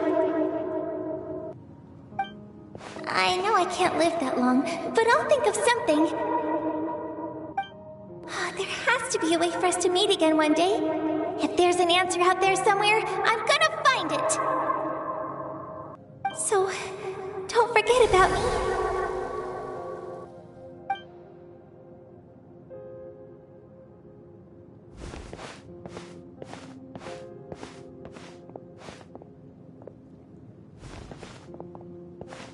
If that's your decision, then you have my full support, Archon. May our children live to see such a lovely son. For Natlan! No one fights alone.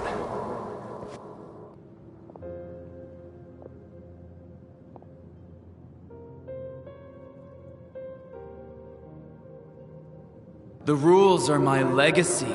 They shall grant us the strength to overcome the next tragedy. War forged the 6 tribes, taught us how to fight, instilled in us what it means to love. Who will be the one to bring this to an end?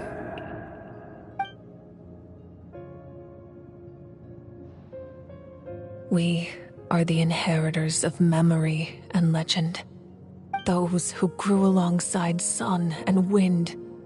Those who forged our own destiny and future. That is Natlan's fire. The lifeblood of our nation.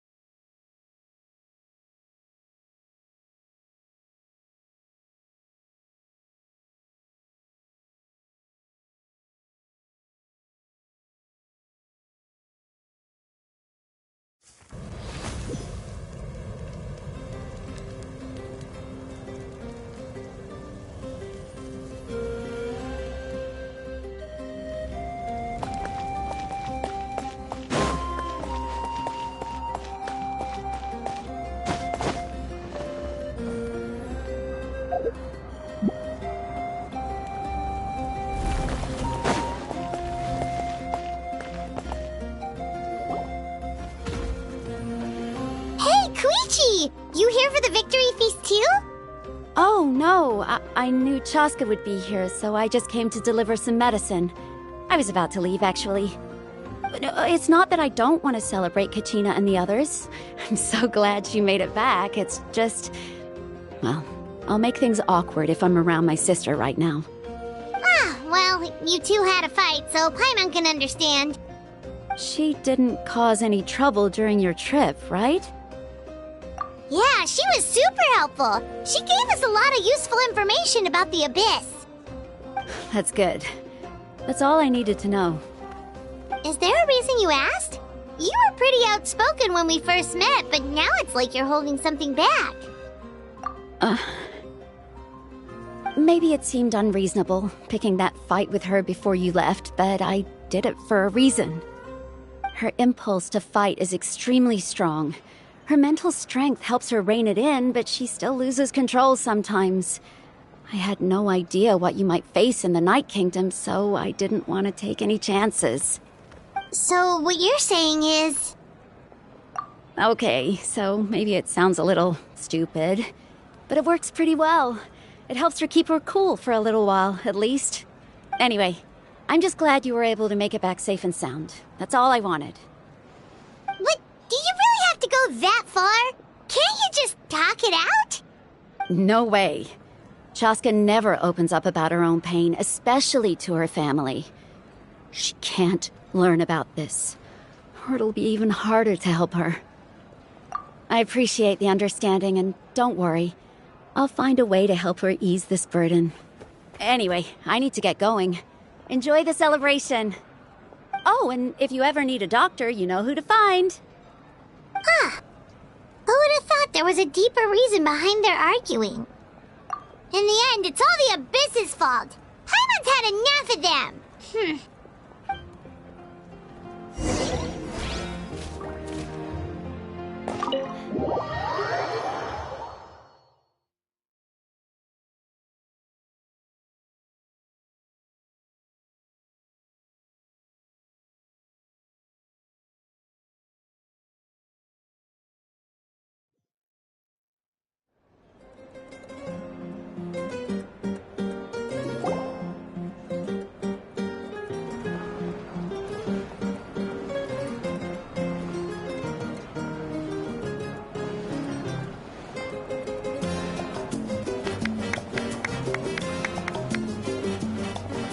Let's give a huge round of applause to our brave young warrior, Kachina! Woohoo! Well done, Kachina. Thank you, everyone. I'm so glad I finally made it. I always knew you could do it. With so much potential at your age, you have a great future ahead of you. You're one to talk. Don't think I didn't know you were the first person to abandon your team. I'll be dealing with you when we get back. I had no choice. My friend invited me. I couldn't just say no. Oh, really? So you weren't just trying to get ahead in the first round? I wasn't, I swear. I just happened to find that bearer injured in the wild, so I stopped to bandage his wounds. When he insisted on repaying the favor, what was I supposed to do? I'm just one person. I figured Kachina would have no trouble replacing me. But the fact of the matter is that after your departure, everyone else started thinking about swapping teams too. I'm really sorry, Kachina. It was wrong of us to abandon you like that. It's amazing that you still made it all the way through to the Night Warden Wars. That's the highest honor. So, what about you guys? Did you make it far? Our team captain drank too much the night before the competition and turned up late to the stadium on the day. We got disqualified. Serves you all right. No sympathy from me. Alright. There's no need to be like that, Uncle Pakal. Dear friends, I'd like to say a few words. Firstly, I'm grateful to my friends and our great Archon for helping to bring me back. This traveler and his companion Paimon are some of the strongest people I've ever met. If they were allowed to participate in the pilgrimage, I have no doubt that they'd win the whole thing. They've agreed to let me learn from them. With their help, I believe I can become even stronger still. And let's not forget my good friends, Moalani, Chaska, Kanich, and Ayan-san. They all helped the Traveler and Paimon figure out a way to bring me back from the Night Kingdom. They too deserve to be called our heroes, so please give another round of applause for them. Thank you so much! Well said! I'll drink to that. How does it feel being a hero, Kachina? To be honest, it's a bit overwhelming. It all just feels so surreal. Well, you better get used to it. Next up, undefeated champion! Hey, please don't make fun of me.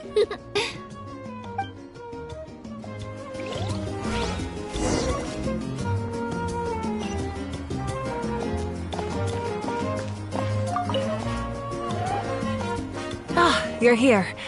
Have some fruit juice. I got it specially for you two. How did you know? That's Paimon's favorite! You look like you've still got questions. Ask away. Because they had their own lives to live.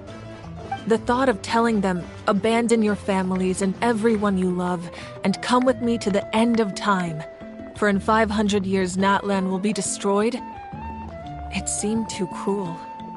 You could just as easily point out that everything in this world would come to an end eventually. But life is short. And beyond a point, it just doesn't seem real. Imagine if I said, let's leave right now, and go save the sun because it'll flame out in a few million years. It would sound quite ridiculous. I couldn't make them shoulder that burden with me. Besides, every generation will have its heroes, this one included. The plan could still work without them. Or, of course, without me. But since I was the one who came up with the plan, I felt duty-bound to see it through to the end. Paimon's suddenly remembering that portrait in your room. Was that your family from back then? Yes, it was. So when you asked me who my sister grew up to be, the truth is that very little information survives. From what I've been able to piece together, I can conclude with a reasonable degree of confidence that she ended up as an architect and artist. She played an instrumental role in rebuilding the scions of the Canopy tribe, designing and building many houses. But of course, none of her buildings are around anymore. Still, it was an impressive achievement, and I'm very proud of her. You feel loss keenly. It seems to stir up feelings of regret in you. But this is something I have long since come to terms with. This is a war, and there can be no war without loss.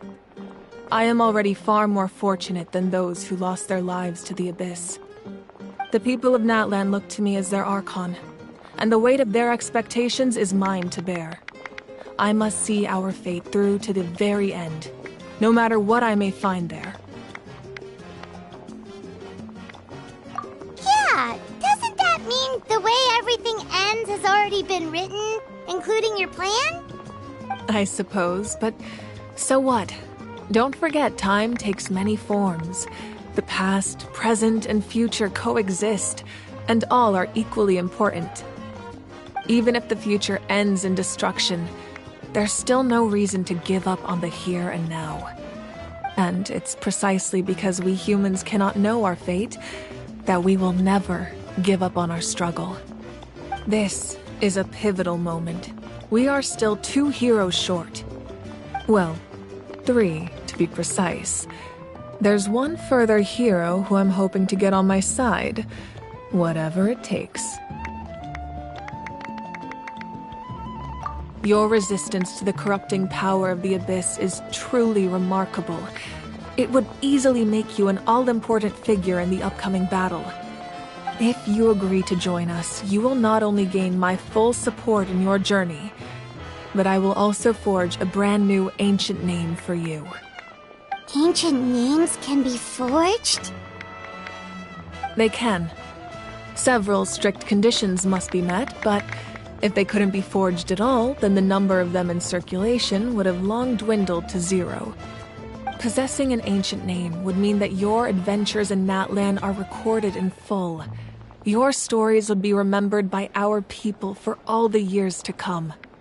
The Ode of Resurrection may have temporarily lost its power, but still, take this as my personal guarantee that I shall never let you fall. Just like in the Night Kingdom, I will be there for you. That is a promise I will fulfill at all costs. This nation always honors its heroes. Yeah, we can't just ignore the situation here. Wonderful. Then I'll reach out to Shilonen right away. She's the one who will forge the name. We've never forged an ancient name for an Outlander before, but I trust she'll find a way.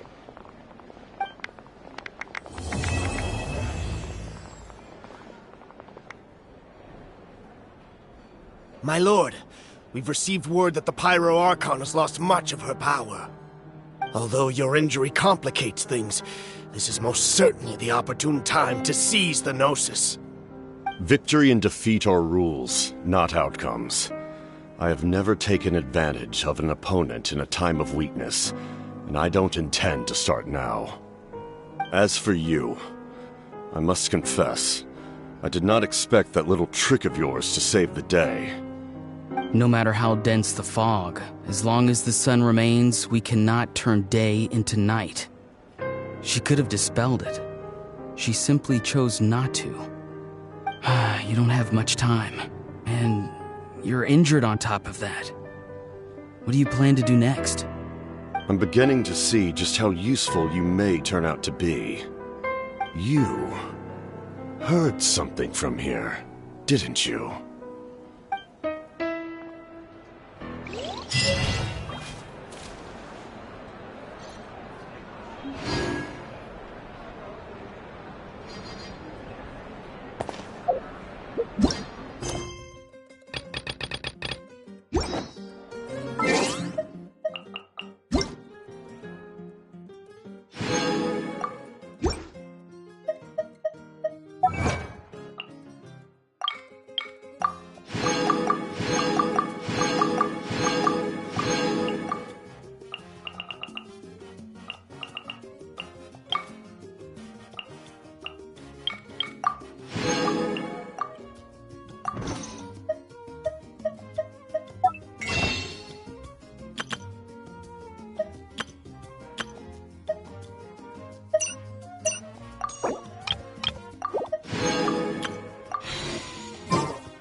Something you wish to report?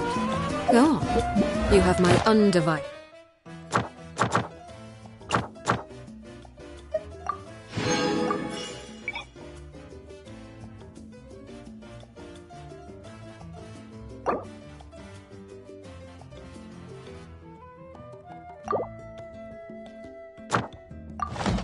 attention.